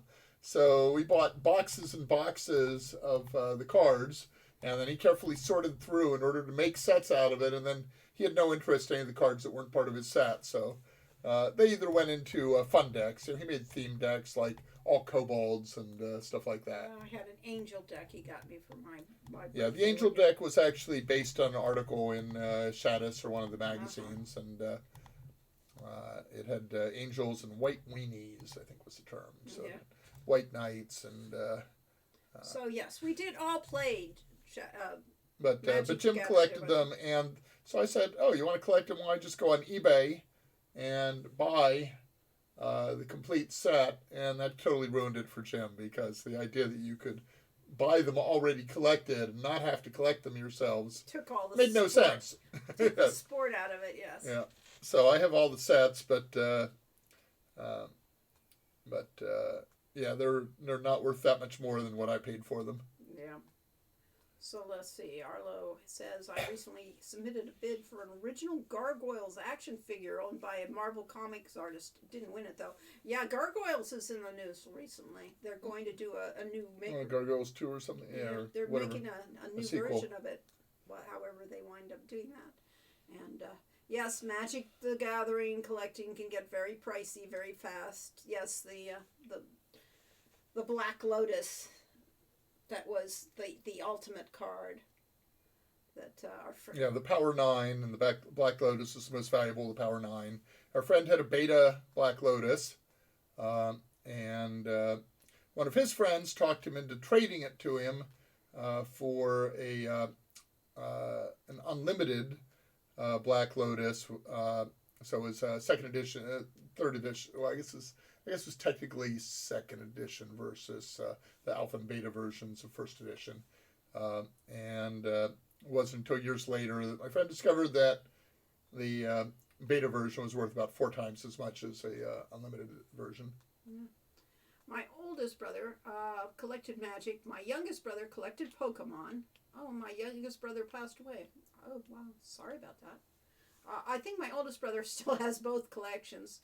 Well, you never know. I'm not... Pokemon was really very popular, too. It was just after my son was doing this, so... Yeah, I got some free Pokemon cards from going to conventions and, Wizards tournaments and so on. And I guess they weren't by Wizards, but anyway, I got some free Pokemon cards and donated a bunch of them to kids at the bowling alley. And one of them was thrilled at whatever foil card I had. Yeah, because that was about that period. Yeah, Charizard or something like that. And Brainiac says today that's worth something. They're making a live action adaptation, presuming the actors' strike ends. That is, well, eventually it'll end. I mean, yeah, the bottom line is dollars, and the corporations are really not liking the fact they aren't going to be making money for a bit. Okay, Roadworks Gaming says Paper Crack, a family friend. Got me into it. I spent most of his disposable income on it, and I got given a fair amount of common stuff. Yeah. Yeah. So Jim had the most of his disposable income into comic books, but he had a pretty good income. He was working as a programmer in Silicon Valley. He just had the immense collection of 80s comics, and that was the period in which they were printing so many copies of every book that they were totally worthless. Yes, so we had mint collections of 80s comics. Of almost worthless comics. They had all been put carefully, in put plastic in sleeves plastic with a cardboard backing. They were in perfect condition, and they were just pieces of paper. Yeah, whereas if he had started in the 60s or 70s, they would have been worth something. Right. He was just a little before his time, or a little after in this his time, case. Yes. The number of card packs you have to buy to get a complete set of any collection is pretty crazy. Yes. And Arlo Hero says, yes, I'm finally reading the comics now. And only read the first 2 so far. Let's see, Belsar says, even buying a couple of whole boxes of card packs will not guarantee you get a complete set. Yeah. Yeah, I don't know. So what is it, 36? It used to be 36 booster packs in a box, I think. So Aziza didn't read normal comics. She read Barbie comics. I never saw the Barbie comics, but because in our days, but the all wholesome things were the Archie comics. Those were the equivalent, of a Barbie comics. And we got, the soap opera of Archie and his friends. So I didn't read too many of those, but I read a few, yes. And knew someone whose father had been instrumental in doing the Archie comics, the original Archie comics. All right. So somebody asked. Okay, the Scars of Mirrodin set contains 249 cards, 101 common, 60 uncommon, 53 rare, 15 mythic rare. Okay, mythic rare is past Is this my a time. new one? That's a newer. Right. Yes, this is, Antiquities only had 100 cards. 5th edition had 449 cards. Yeah, that's yes. So yeah, if there's one rare per booster pack and 36 booster packs in a box, it's probably not all the rares in the set. Oh, I know what else I read. I read Casper the Friendly Ghost and Wendy the Witch comics. Those were the kids' comics, but mostly I read the older comics. House of Mystery and House of Horror comics I did read and really liked, because generally the comics that were about horror there were all about, justice. They weren't just random horror stories. There was always, the like Dr. Phibes, it was getting revenge on somebody who totally deserved it and things like that. So those were the kind of comics I enjoyed. And, House of Mystery were anthologies effectively, the house, the keeper of the house, Cain or Abel, which if you ever watched the Sandman or read Sandman, what I actually loved was that when Neil Gaiman did Sandman, he actually had the Cain and Abel from the original House of Mystery and House of Horror comic books as characters in those stories. So I mostly read DC comics as a kid, and particularly I liked the League of Superheroes or Legion of Superheroes. And I had to make sure I wasn't mixing it up with Steve Maretsky's Superhero League of Hoboken. Mm-hmm. Legion of Superheroes had Brainiac 5, and who was the one that was had all the powers but only one at a time? Can't remember. And there was one that was similar to Superman but without the kryptonite restriction and so on. Yeah, I read some of those. I read Superman and Batman. My father loved Batman. So I didn't really do that much with the Marvel ones. I've read a few of the Marvel. I like the angst of Spider-Man, so I read Spider-Man. And then I read anthologies of them afterwards. Let's see. I like the Fantastic Four. That was a lot of fun with Flash and stretchy guy. Let's see. And Arlo says, I noticed today that I have a number of the items Indiana Jones has on his shelves in his office in the graphic adventure. Well, due to my travels. Nice. How fun! That just makes it all the more meaningful. Both way. Yeah, both when you're playing the game and when you get to see those objects and know that somebody else thought they were, worth putting into a game. So when we were working on Quest for Glory 5, Lori really wanted to visit the Greek Isles and, get some first-hand experience with it. Mostly I was envious of Jane. We got to go to Germany. To Germany for her game. And to New Orleans. Yeah. For her research. So I said we should go there for research. We never got around. So we were going to do that next year.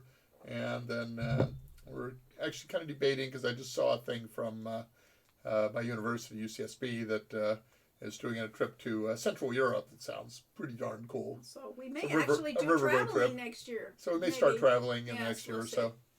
Yeah. Were you up higher? Yes, we were. Roadworks Gaming said, maybe it's me, but the quick turnover of the sets really was off-putting. Complete meta shift and having to start all over is unnerving, and even with online play these days. I guess for real pros, it's good to avoid boredom. Okay, so there are a number of reasons for that. The obvious one, of course, is Wizards of the Coast makes much more money if they sell cards regularly and if they constantly swap cards out of the base tournament sets, so you can't use the older ones. But it's also a fairness thing, because people who got in the game early had the Power 9 and so on, and once they decided they were too powerful and didn't reprint them, it would be kind of unfair to players. if they allowed people to use them in tournaments. But eventually it all comes down to money. It's a lot of money putting those things out, but it's not, I agree with you. Once you've got, it's like the changing of rules out from under your gameplay. It always is a learning curve, just trying to learn how to do it all over again, yeah. And Brainiac says, just checked eBay to see how well you could do on the Anthology collection, but they're not the big one. Okay. The big one, someone got a copy of Quest for Glory 1 VGA version graded, and it's listed at $3,300.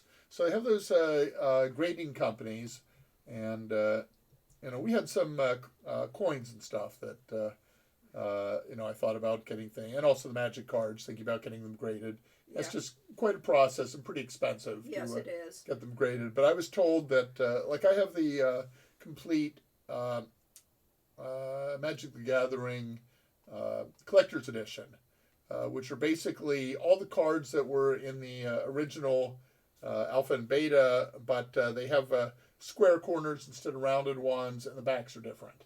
So they're not legal for tournament play, but other than that, they're identical to the cards. And a lot of people just put them in sleeves and play it in casual play as if they own the cards. And I had seen, several years ago, I saw that complete set of the collector's edition was going for $15,000 on eBay. Wow. But I was told by stores that, no, you don't sell it that way. What you do is you get the cards graded, and then you take the individual ones, such as the Power 9, and sell those, and you'll actually get more money that way than you would selling the full editions. That's kind of mind-blowing that nine individual cards or 20 individual cards are worth more than the whole set. Yeah. And this name Stinks says, I enjoy horror stories more when they're a morality tale rather than just gore. Yes, that's always... back to our actual topic. Our topic, yes. Horrors. Yeah, I know. Horrors. Works well. I agree. I want them to be morality tales. I want them to have a meaning to them.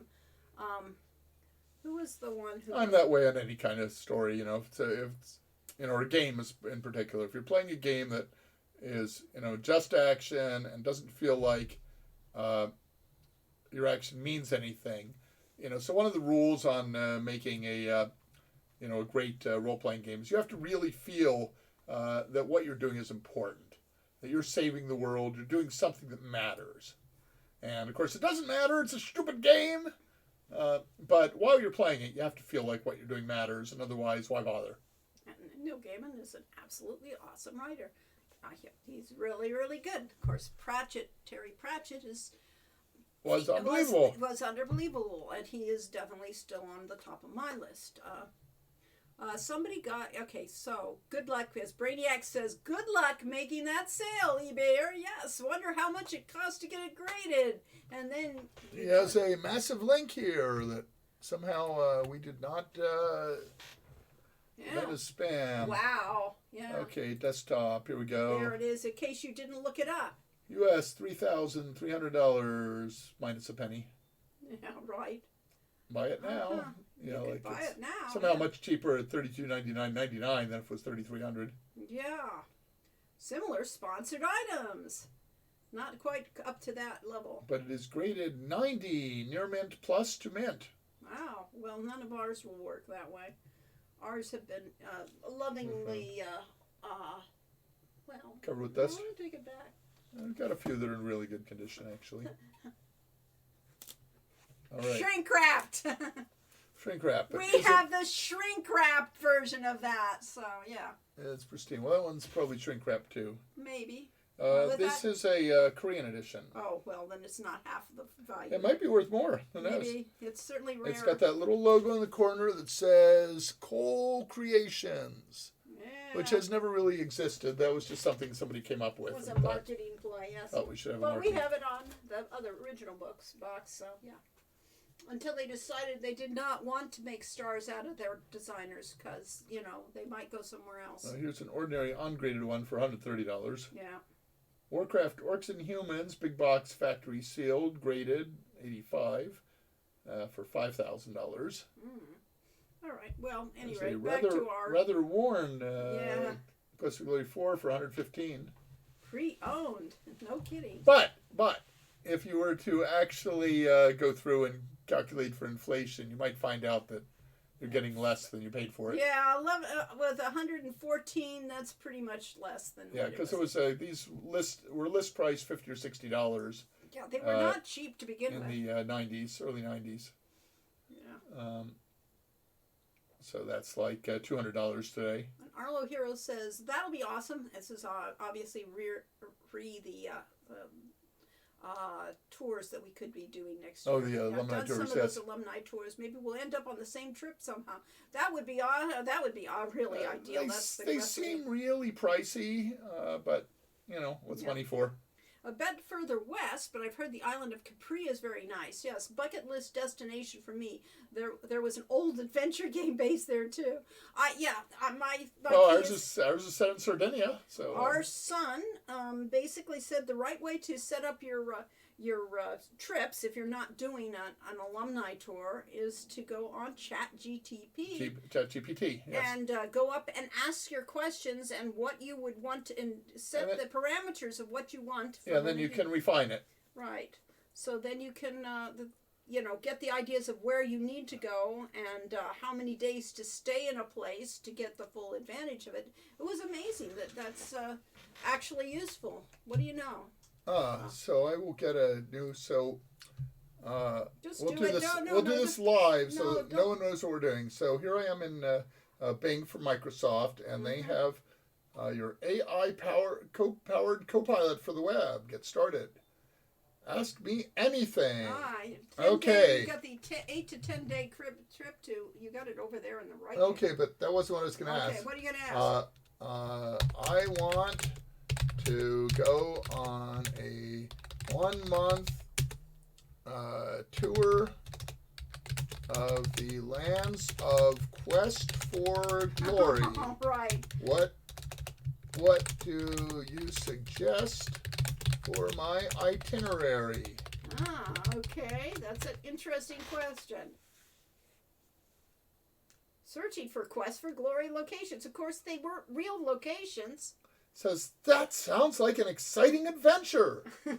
Quest for Glory is a series of hybrid adventure / role-playing video games which are designed by Corey and Lori Ann Cole, which of course suggests my middle name should be Ann, which it isn't. The series consists of 5 games, each set in a different location inspired by various cultures and mythologies. Here's a suggested itinerary based on the locations of the game. Okay, 1 week 1. So you want to be a hero? Go to Germany. Yeah. Week 2, Trial by Fire. Inspired by Middle East culture, experience the heat of the desert and the mystery of ancient civilizations. Week 3, the Shadows of Darkness. Head east to the Slavic-inspired lands of the 4th game. Enjoy the fall season in these mystical lands filled with folklore and legends. And winter in the lands of Dragonfire. So, that's not entirely... Remember, this is just a suggested itinerary. The beauty of Quest for Glory is its non-linear gameplay, which allows you to explore and complete quests at your own pace. Enjoy your adventure. Okay. There you go. Yeah, there's your itinerary. Okay, fine. So the one we actually did, as Lori said, was... I don't think we need to show it, yeah. I said, give me an 8-day trip to Greece and the Greek Isles, including Crete. Yes, we wanted to see Merite. And then I said, how much would it cost? Yes, they gave me the itinerary. I said, well, how much will this trip cost? And it said the average cost for one person to visit Greece for a week is between $900 to $2,650. So now you know. And then I said, okay, let's extend the trip to 14 days, and said add in Mykonos and Naxos. Originally, it had me going to Athens, Delphi, Meteora, Santorini, Heraklion and Crete, Chania and Crete, and then returning to Athens. Okay. So anyway, it gave me a complete trip itinerary, and might be useful. And then these all came with internet links, so that like the 21 best. Oh, I said we need to do this for a photographer. Right. So it says here's photoguides.org has the 21 best photography spots in Greece. So if you ever get to go on a trip, and you ever have any money to do these sort of things, you now know how much it'll cost, or at least, in theory, you have a made-up number made by a computer. Or you do it exactly the way we did Quest for Glory, which is you plan your trip out by visiting the library or local bookstores, and you get travel books for the locations, and then you write a game about it without ever being there. Yeah, that's the closest you get. That's the cheap seats. Yes. Icy April Dawn says, I have a marshmallow in mint condition and a lighter. Evil grin. And how much would you pay me not to set that marshmallow on fire? Yes. And the game was A Quiet Afternoon in Capri. Huh, that's interesting. And Icy April Dawn Edenwade asks, is it mint flavored? I think that was the marshmallow. Or it might have been the lighter. Could be mint flavored lighter. I don't think so. All right. Arlo says, it is always interesting to replay those games after you've been there and then realize the real play looks nothing like you did in the game. You're the one that made me want to go there, bro. Okay, well, remember those games were written about 1,000 years ago. Yes, maybe true. 500 years ago. I mean, the games were written about 500 years ago, so the place looks different because 500 years have passed. Yeah, the Simbani villages of Africa in Kenya that are really the Maasai villages probably look nothing like the books that we drew from to put those to create those things. So yeah, you're not going to see what we saw in the books at that time too. All hail the Power Nine, yes. The Game Breakers, or sorry, A Quiet Weekend in Capri. Now that makes some, yes.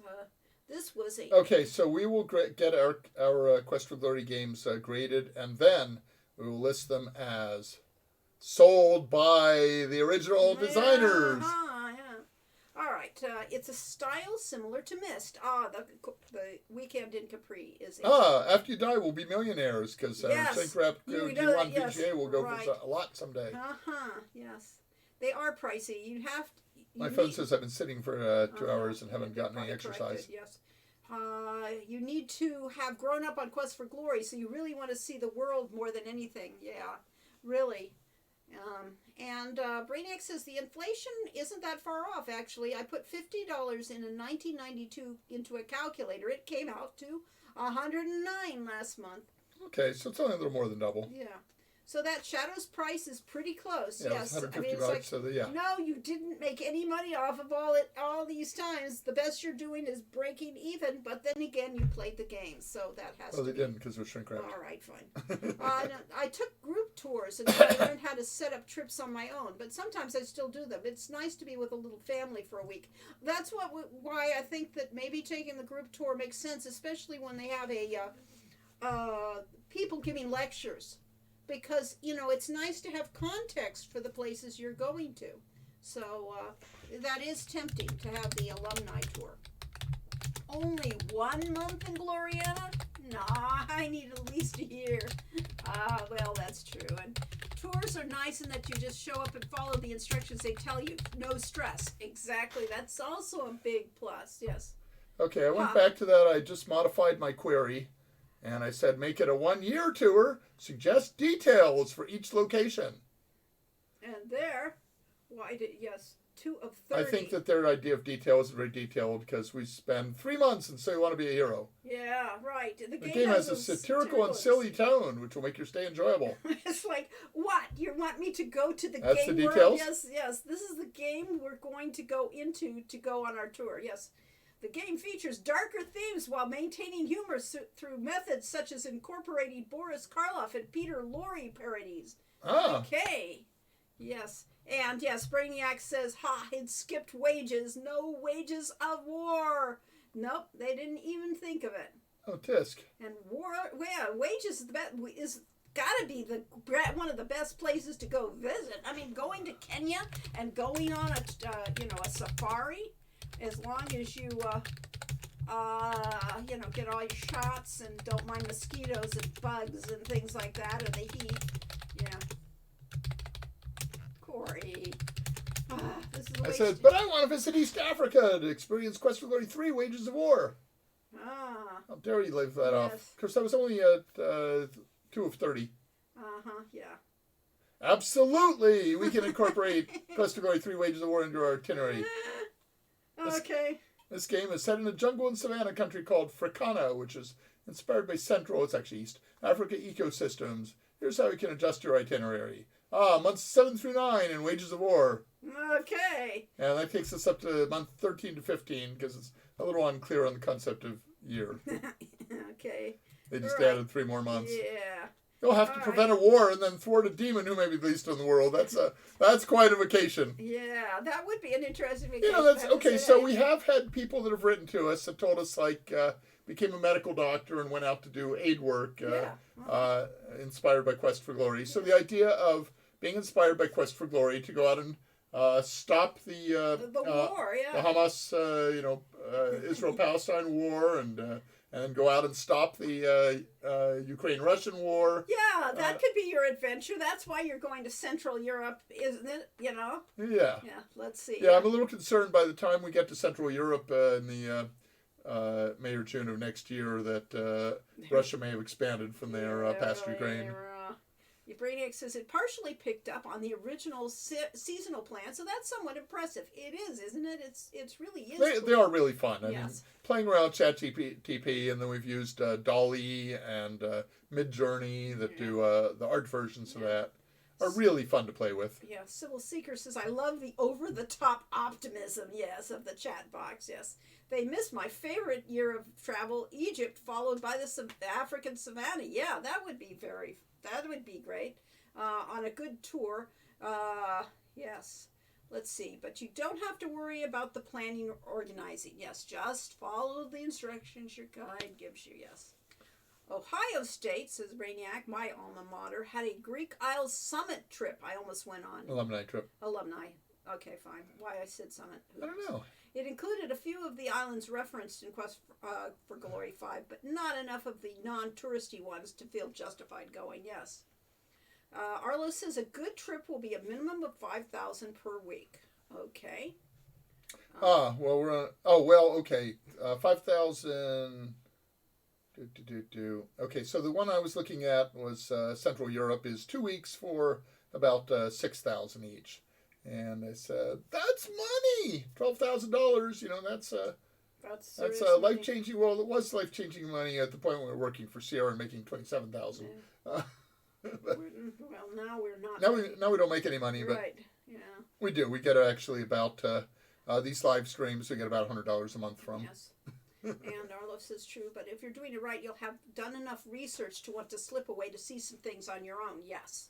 You should always do the research before. You know, this shouldn't be a passive adventure. You're going on a real serious adventure. And Arlo says the Simbani villages were spot on. They still look like that. Awesome! That is just amazing. Yeah. Sorry if I broke anyone's ears with that clap. Right. But I'm glad to know that they actually have maintained that kind of cultural relevance. Yeah, so we had one particular pictorial book about the Simbani that we used as a major reference for Quest for Glory 3, and yeah, it's really beautiful images in there. Yes, photography, yes. And Kira next says, I have $1 million saved up to buy them. Well, that would probably be the Quest for Glory boxes. Yes. 1 million. Yeah, so the whole concept of millionaire there used to be this term millionaire, which meant you were rich, and I figured out that in the period that millionaire was rich, that was about $100,000 in today's dollars. All of a sudden,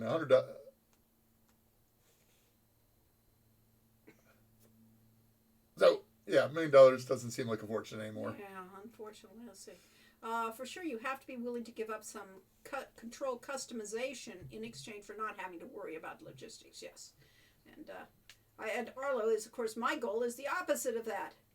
I've had good experiences with AHI travel. They do a lot of alumni trips. Now, as far as not worrying about logistics, I have my little story of when I was an exchange student in Berlin, Germany, West Berlin, of course, at the time, and between ages 15 and 16, I decided to go on a side trip, got from a travel agency, to Copenhagen. And it involved me basically going to taking the underground train across to the East Berlin through the East German border. It was communist at the time, and then catching a train. And this railroad station was huge, not what you normally see in America. It had about 20 tracks. and I got to my track, and a train pulled in. I was a little early because I'd left leeway, and I got on the train. It didn't occur to me that at a really major railroad station, there were trains coming every 5 or 10 minutes. And so I did get on a train that went to the locations listed on my visa, but it was the local train stopping at every stop and wasn't actually going to the place where I was supposed to catch the ferry to Copenhagen. So I figured that out partway in by, got some help from some of the East Germans who were on the train. It was standing room only as opposed to my reserved scene. So I realized quickly something was not quite right, but people were super nice. And a couple of them spoke a little bit of English, and I spoke a little bit of German. Got together with the conductor and figured out that I could get off at a station, and where I promptly saw my express train roll through the station and go on, but I was able to get another train that got me to the actual place where I could get the ferry. So I was about 4 to 6 hours late to my hotel, and they were panicked because, they were, working with a travel agency in West Berlin, that mostly had German citizens that would not be welcome in East Germany. And they thought that, I'd been abducted or something. So when I finally showed up around 10 p.m. at their hotel, it was like, we're really worried about you. But I had a wonderful time in Copenhagen. That was a great trip. Yeah. And then Bill Kuhn said, I didn't notice Laurie's shirt until now. That is from Dork Tower, the yes. comic strip book series by John Kovalik. Yes, it is. And, of course, the punchline, which you may or not be able to read, is, of course, Perky Goth put the romance back in necromancy. So, yeah, that's our things. Is it still skipping wages? Okay, it's just rooted that. We fixed that. We fixed that. We just had to specifically mention it. Yeah. Rest in peace, wages. That's totally Ed KFT3. That's exactly what I did. Yes. And Arlo said, I just walked around open-air markets and gave a kiss to a little girl who followed me all the way through the market, risking getting sick. It's okay, because I'd already gotten sick living with the hunter-gatherers and had to be taken to an African hospital. Oh, happy joy. Oh, my God. I had a social studies teacher. Class was called World Civilizations in 9th and 10th grades, and he had traveled extensively around the world. And in his time in, I think it was in India, that he had gotten some sort of a amoebic infection that was with him the rest of his life, and like permanent dysentery and stuff. Yeah, and he died young. He had a heart attack at in his 40s or 50s. Yes. And Arlo, when I think of but he had a good life getting there. Being in Africa and living with the hunter-gatherers, I think of Robert Sapolsky's book, The Primates Journal, where he talks about when he was doing the science research on baboons in Africa, and as a grad student, and being all alone in Africa. So if you haven't read that, that is a fascinating book. Yeah, Sapolsky, fascinating writer. He has a new book just out today about free will and the fact that we don't have any. Yeah. That after decades of research, he's determined that everything we do is deterministic, and we don't actually make choices other than, influenced by our past and environment and so on. And so in the news on that, they mentioned that he put off writing that book because he knew it would be extremely controversial, and he doesn't really like getting into fights, which is why that he spends several months every year going off and living with the chimpanzees. And baboons in his case, yes. Baboons, yes. Let's see. Well, it tried. 3 more months solves all the problems. Yes. There we go. All right, and Roadwork Gaming says, maybe you don't want to go to any of these European places right now. I don't know, maybe it's a great time to go because, any sane tourist is probably not planning on it, And well, you touched what remained of the Berlin Wall, Arlo Hero, but the entire Berlin Wall was intact when I was there. Yeah. And it was crazy, it may have been the inspiration for Trump's border wall, and just insane to completely wall on a city. Yeah, and Arlo says, funny, you should mention that I'd already booked a trip to Israel before this broke out, another group tour, and they haven't canceled it yet. Well, Well, it Good luck. depends on what part of Israel you're going to. Of course, you probably are going to something that's pretty much near. Yeah, I had read that one of the things that the reason they can never have peace there is that the Hamas and so on insist on controlling Jerusalem, and Israel will never give up Jerusalem, So and they'll therefore be peace conflict? is impossible. Well, we'll see. It's never. I also heard the rise in Hamas had instigated this one was because Israel was getting to terms with Saudi Arabia, and therefore they did not want. They didn't want peace in the Middle peace East. in the Middle East. Yeah, but who knows? We will not go into that because this is all speculation. Eden Waithwin moved to Chicago and belatedly learned about express versus local trains. Ah, yes. What do you know? Let's see. And Belzar said there's still folks who live in rural areas or small cities, dude. Yep. I had fun, worked in Chicago for a while and had fun getting around entirely by public transportation and walking. Yeah, and Arlo says, well, I guess I got to be more careful when I travel. Yeah, you just have to, you can be lucky. In the case of Sapolsky, in his, the Primates Journal, he got kidnapped by, he was picked up by a bunch of local guys who dragged him across the country.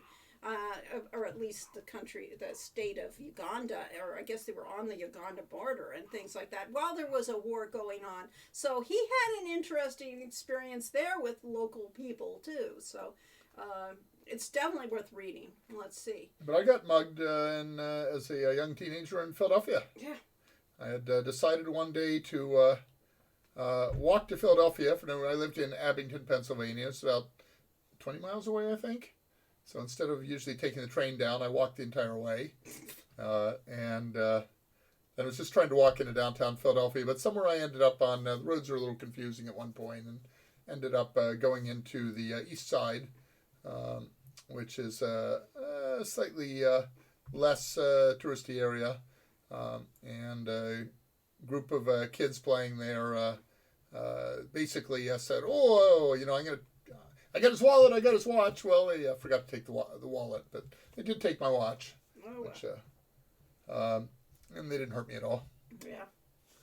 My college roommate did Peace Corps in Ghana. Wow. And got sick in the village. Had a horrific ride at the back of a pickup truck to the nearest hospital. I'll bet. Got sick in the village, yeah. Yeah. Let's see. I wrote a report on Ghana in that same World Civilizations class, as a matter of fact. Okay. Let's see. Yeah. Glad you left the Amish, bro. I guess that's in reference to not having mass transit and trains. Yes, let's see. And Karanek says... we didn't have a lot of public transportation in Awani. Yeah.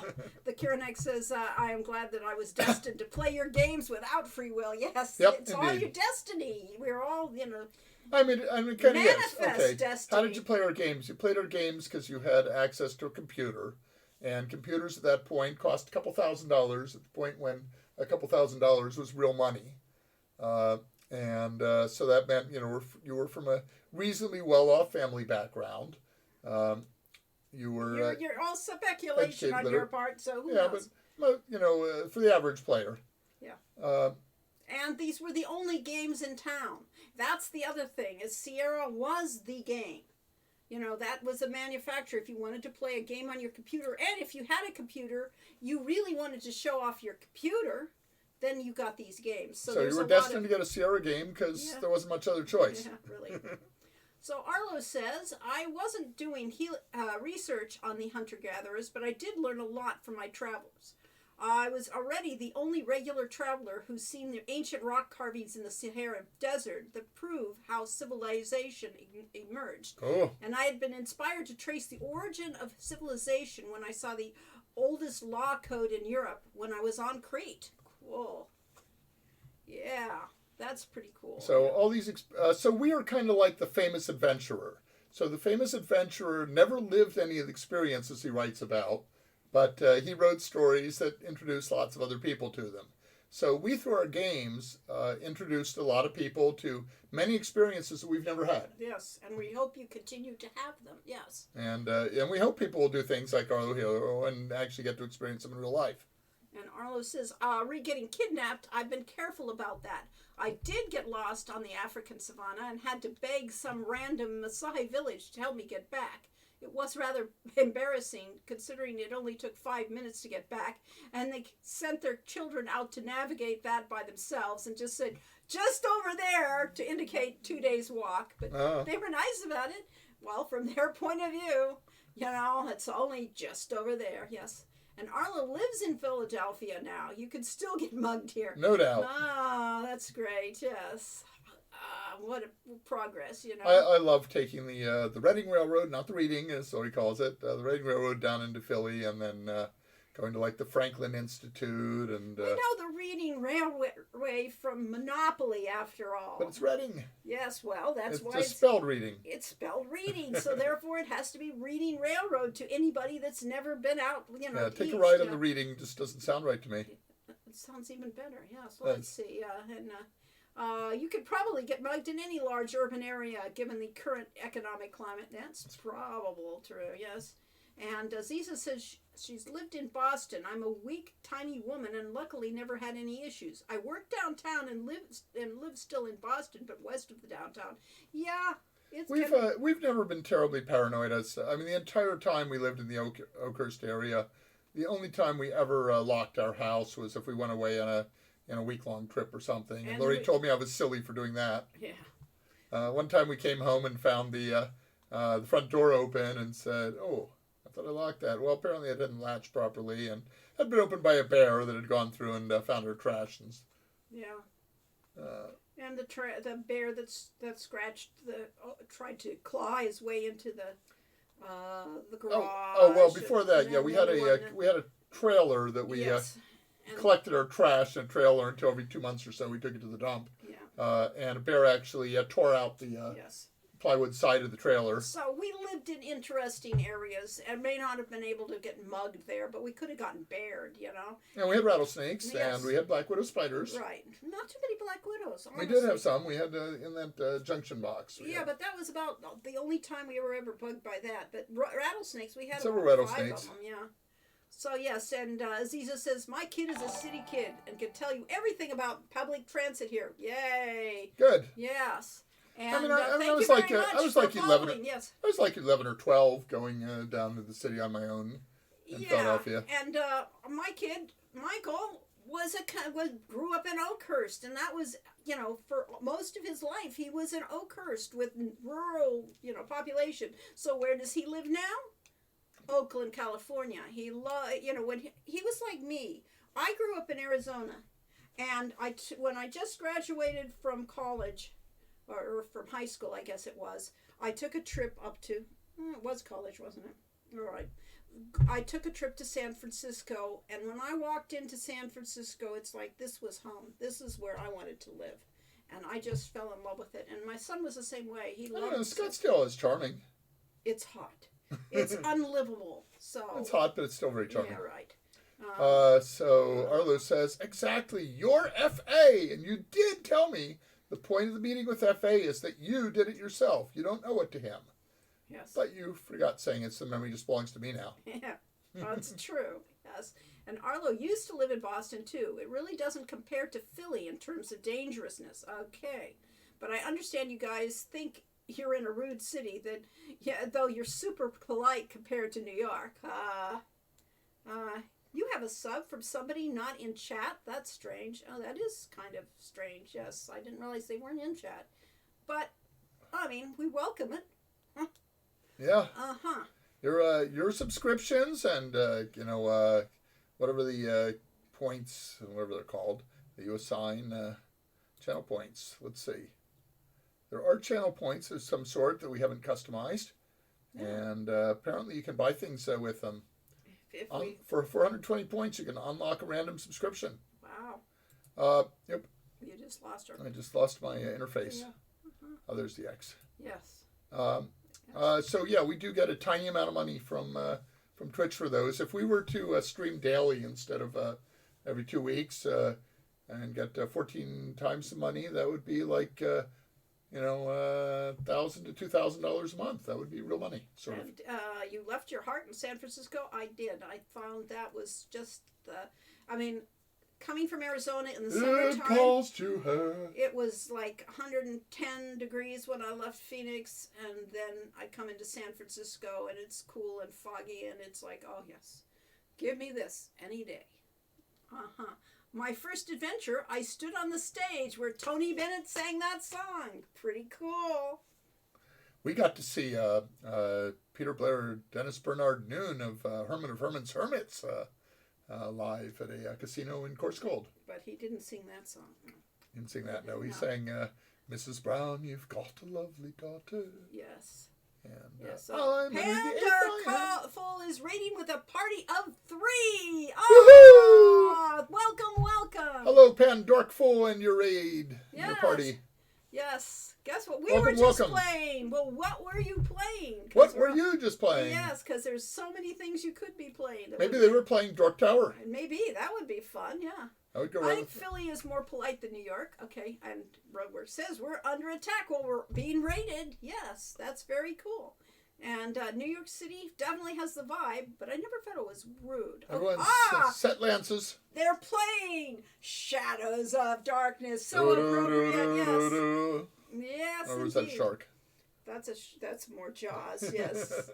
Welcome. Yes, we were talking about Shadows of Darkness briefly. We did not actually get to play it this time. And, I could bring up just the title, the music. oh, you could. That would But be... that would interrupt everything we were saying. Well, yes, but it is past 4. I mean, you could bring it up. Let's see. Do you have I the think- music? Somewhere. Okay, Let's try it on we Steam. should... I think I have it on Steam. Yes. Some I of my probably have it on favorites. both. I probably have it on both Steam and GOG. Yes.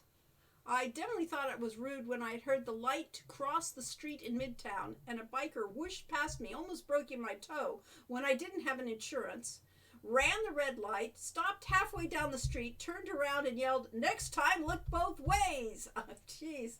Yeah. I know a lot of people that got hit by bicycles in cities, and it's not a Yeah, good we know thing. someone yeah. got hit by a taxi in Yeah. San Francisco. Turned the corner without slowing or stopping for red light. Panderful said, it's such a wonderful game to Hey, play. look at all these Never games take I have. You I should, a lot of we should games, play yes, one of we these should play sometime. it, yes.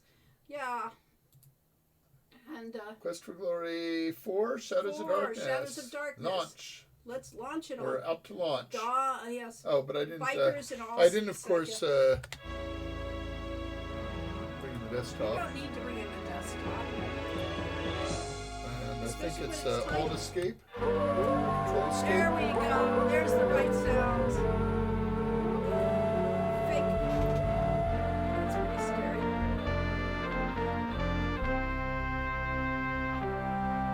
That's why people also like to learn this. Oliver Brailsford. Lori Cole. Alt Enter. All to enter. Yes. Mark Hutchins.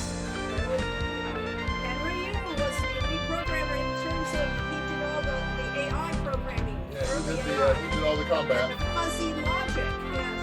Background, yes. Bob Gleason did those things. Tim Watts did all the characters. It's ridiculous. How could we have done this to people? Yeah, well, there were a lot of animators who did all the animators. A handful.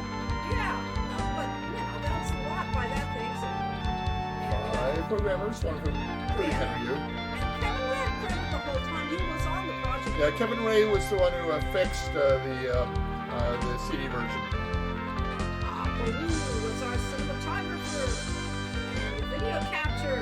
Everybody that they could haul in. All the team members became Yes. video capture, and Yes. other people worked at Sierra. Yes. And Karen Young, that K doesn't look anything like a K. Combat systems. Well, Oh, remember, those are custom fonts that they designed for this. Yes. I'm probably blowing out of Yes, these here. I know. Okay, we can probably kill this now. Oh, you can't do that until it's done. Hey, It's stay doesn't back. allow. We're still on the program. We'll just there.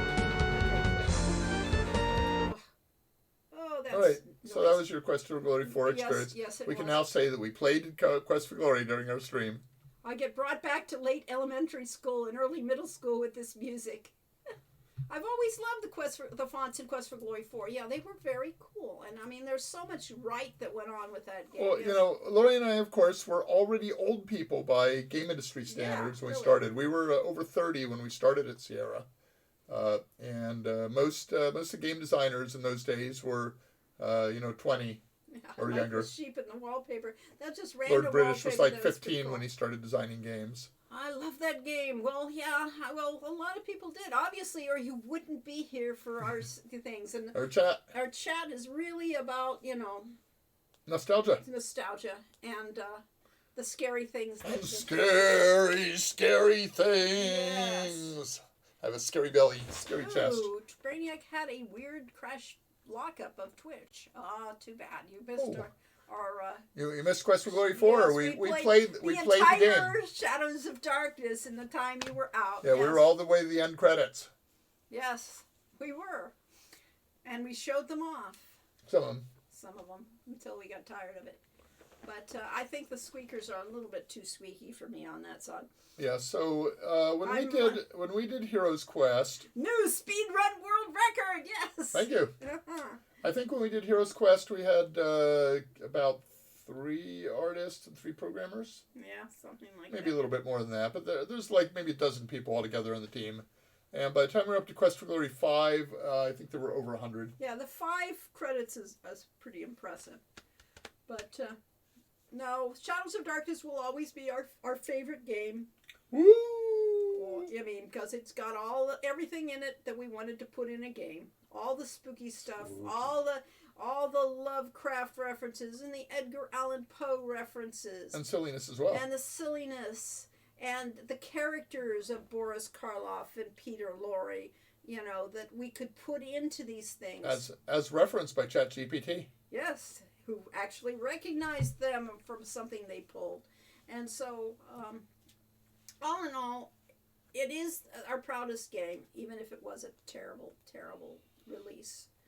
And to get John Rhys-Davis to do the voice narration was just cream. OMG. It was so much, just perfect, yes. I think that was... Corey, admit you got that shirt so Lori would call you my little pumpkin. What you mean is that Lori got me this shirt so that she could call me her little pumpkin. Ah, is that why? Yeah, I don't really think that's one of the things. Well, lately she's been moaning, Jack, and so I wonder who she thinks she's sleeping with. Okay. Definitely my favorite during this month. The rest of the year, it's a toss-up with Trial by Fire. Ah, yes, of course. And Belsar says, it occurred to me a bunch of meeps dressed up for Halloween would make an awesome wallpaper print. It would be, and I have done that in the past. She's done stuff like that. Yeah. So our old website was theschoolforheroes.com, and I don't know if that'll even come up now. No, it won't anymore. And Jennifer Hale, too. And Katrina, my first crush. You of little faith. My first crush is a baby lesbian. There you have, well, if it was Katrina versus the Rusalka, which was the first crush on a lot of people. So the homepage for theschoolforheroes.com still works, but that's no links about do, it. except You can for, see where last time we dealt support with our it. Kickstarter. Yes. And the Road to Redemption. When I was doing all the artwork There, for it'll it. take you to Hero U page from there. Yeah. Oh, look at that spooky castle in the distance. It's Halloweeny. Unintentional anti-Semitism making German Jew Peter Lorre a cockroach. Well, he wasn't Peter Lorre. He was only an imitation of Peter Lorre after all. And he was an homage to Peter after all.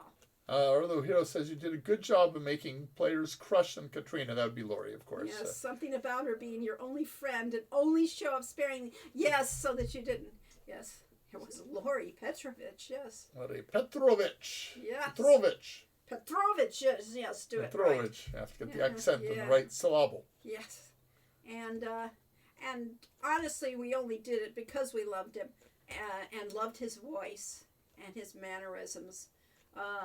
So yes, it is a tribute. It wasn't, and he would have loved to play that role. He would have loved to play Sandor, from Metamorphosis and that. So it really wasn't trying to put him down as who he was. It was lifting him up. And of course, we had already lifted him up. Well, we already did our homage to the younger version of Peter Lorre when we brought in the references to Casablanca and the Maltese Falcon. That's when we really, there's like two periods in Peter Lorre's life where he was truly iconic. And so we have the early version of Peter Lorre and this late stage one that would have been in the horror movies and that. Although Hero visited the Elizabeth Bathory Castle during the backpacking trip through Europe, but never left. Oh, no. My favorite year, as I said, was Egypt, followed by Tanzania, even though Quest for Glory 3 wasn't my favorite 4. Yeah, so we always intended to travel and just never got around to it. We've been to Canada once or twice, and we've been around the U.S. several places, but... we didn't do a lot of traveling. Not a whole lot. It was the matter of either you had the time to do this because you were out of work, and no money. And no money, or you had the money and you didn't have the time because you were too busy working. Yeah, whereas our son has managed to get a pretty good life balance between working and traveling. Pandor says... Pandorful says, I love how you slowly the entire valley of Mordavia starts to become your friend by the end of the game. Feels so natural and rewarding. That was the whole point. And it's really hard to pull stuff like that off, so credit Lorre. Yeah, it was all about being a stranger in a strange land. I mean, we did it first with Quest for Glory 3, where we're throwing you into the Simbani culture and the Liontar culture, which is totally unique. But the idea that you had no backup in Mordavia, that there was nobody there to pull your pants out of the fire, you had to do it yourself, and you had to learn how to make friends with people and influence their lives. That was the whole point, was to really, become, you're making a difference in the lives of everybody around you, and that was the whole point of the game, really. Arlo Hero says, it's called just playing chicken with your employer, see whether they'll really fire you for taking vacation. The answer at Sierra Online is yes, they did. Yes.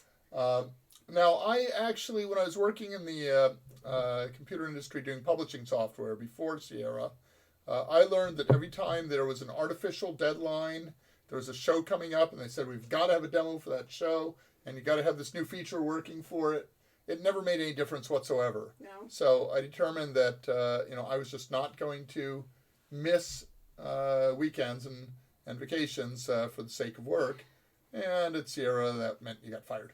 Well, I do know that making Quest for Glory 5, there was a point where I had a hard deadline to get some dialogue for Rasmus and Fenris done so that they could ship the voices to, they were getting the voices done at that time through Ireland. They were going to do the voices for it. And basically, we were going on a vacation to Texas for NASFIC. Oh, okay. NASFIC World in Convention. San Antonio. San Antonio. And Alamo. they wanted me to leave that, to stay and do that. And I said, I'm going on this vacation because I knew very well it was an arbitrary deadline that would not actually make, any sense. So, but I sat there and worked in this room and got the dialogue done and sent it to them. And then, of course, that didn't do anything with it. Yep. Yes. Then with Summer Days, we had the arbitrary deadline because we had gotten Dave Gilbert of Wajidai to volunteer to produce it for us, and he wanted to get started. And so we said, okay, all the dialogue's got to be finished so we can bring in the actors, and probably could have used 2 more months of writing and refining. I mean, the dinner scenes are kind of a mess, but oh well. Yeah. Let's see.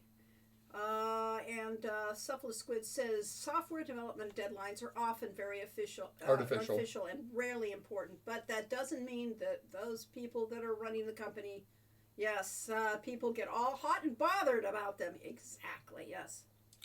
I think you can technically report your employer to the Attorney General or someone if they aren't letting, not in California. California is a right-to-work state, and right-to-work state means right to fire, that the employer is completely in control and can fire you for any or no reason with no notice, effectively. Yes, I try to steer clear of jobs that constantly push you for productivity, but most employers need you enough that they won't fire you for that anyway. The only reason Corey got fired for that was because it was the end of a project anyway. It was the end of the company. It was the end of the company. Yeah. That was before the end of the company. They didn't know they were going to. They sort of suspected it, I Yes, think. but they thought they could sell it, so they were still optimistic about it. Yeah. But you had pissed off the general manager, and so therefore. And I did that with the educational games when I had Yes. been the manager of the educational games. You pissed off people. And like I refused to put it in an all-nighter the night after I had just pulled it in an all-nighter. Yes. And I wasn't a team player because I was on my schedule instead of theirs. Ah, well. Arlo says, actually, So, the one job I'm that gonna I make had that enemies. was pushing you constantly for results, the guy I replaced just wasn't showing up for work, and they didn't fire him until they found me, which took several months, of course. Sigh. Well, this wasn't a very scary tale of game playing or game design. Well, it's a scary tale of the game industry. You get Yes. fired for nothing Yes. all the time. Yes. Companies are constantly folding and And Cephalus People Squid being says laid off. all-nighters are bad and anti-efficient in actually getting things done, as is excessive overtime. So, yeah, it just is. You know, people are crazy who think they can actually get any real productivity out of someone who hasn't gotten any sleep for 36 hours, I know. I don't know what you're talking about. These stories are horrifying me. Yep, pretty horrible. Yes, there have been a slew of That's because you're a studies showing- government worker at OSU. Uh-huh. Yeah. You don't live in the real world. Right, it's the rest of us that had to suffer through this. Of course. But at any rate, yes, that's the horrible, horrible, scary stuff that we had to live through. Yeah. And now it's all coming back to us in flashbacks. Yes. If yes. we weren't doing the stream, we'd have forgotten about it by now. Maybe, probably never. Never, never. As these things stay with you. Any rate, thank you all for showing up. We hope you enjoyed this. And we will do this again in 2 weeks. Yes. And we do it every week, but we like to have a Saturday to ourselves once in a while. Right. Actually, we end up playing D&D on our off weeks. Thanks for another fun and engaging stream. I'm so glad you enjoy this. I mean, we do enjoy doing this, and we can talk about anything. Oh, you're good about that. Are you a member of the Unseen Academicals football team, though? Yeah. And thanks for the stream. I especially enjoyed the Quest for Glory gameplay. Yes, you too could beat the game in no time at all. Yes. God, I'm glad I got to catch you live. Well, thank you very much. Well, the one time with Quest for Glory 2, I did something like that. I managed to die on the teaser opening screen. screen, so we're really good at this. Yes, we're terrible at playing our own games. D&D. Enjoy and see you in 2 weeks. Can't type. Well, none of us can. I don't note that I don't try typing in this thing. Happy I was awake enough to catch the stream. Yes, well, thank you very much for doing that. We really appreciate you all. And yes, have a happy Halloween, everybody. See you next time. Bye-bye.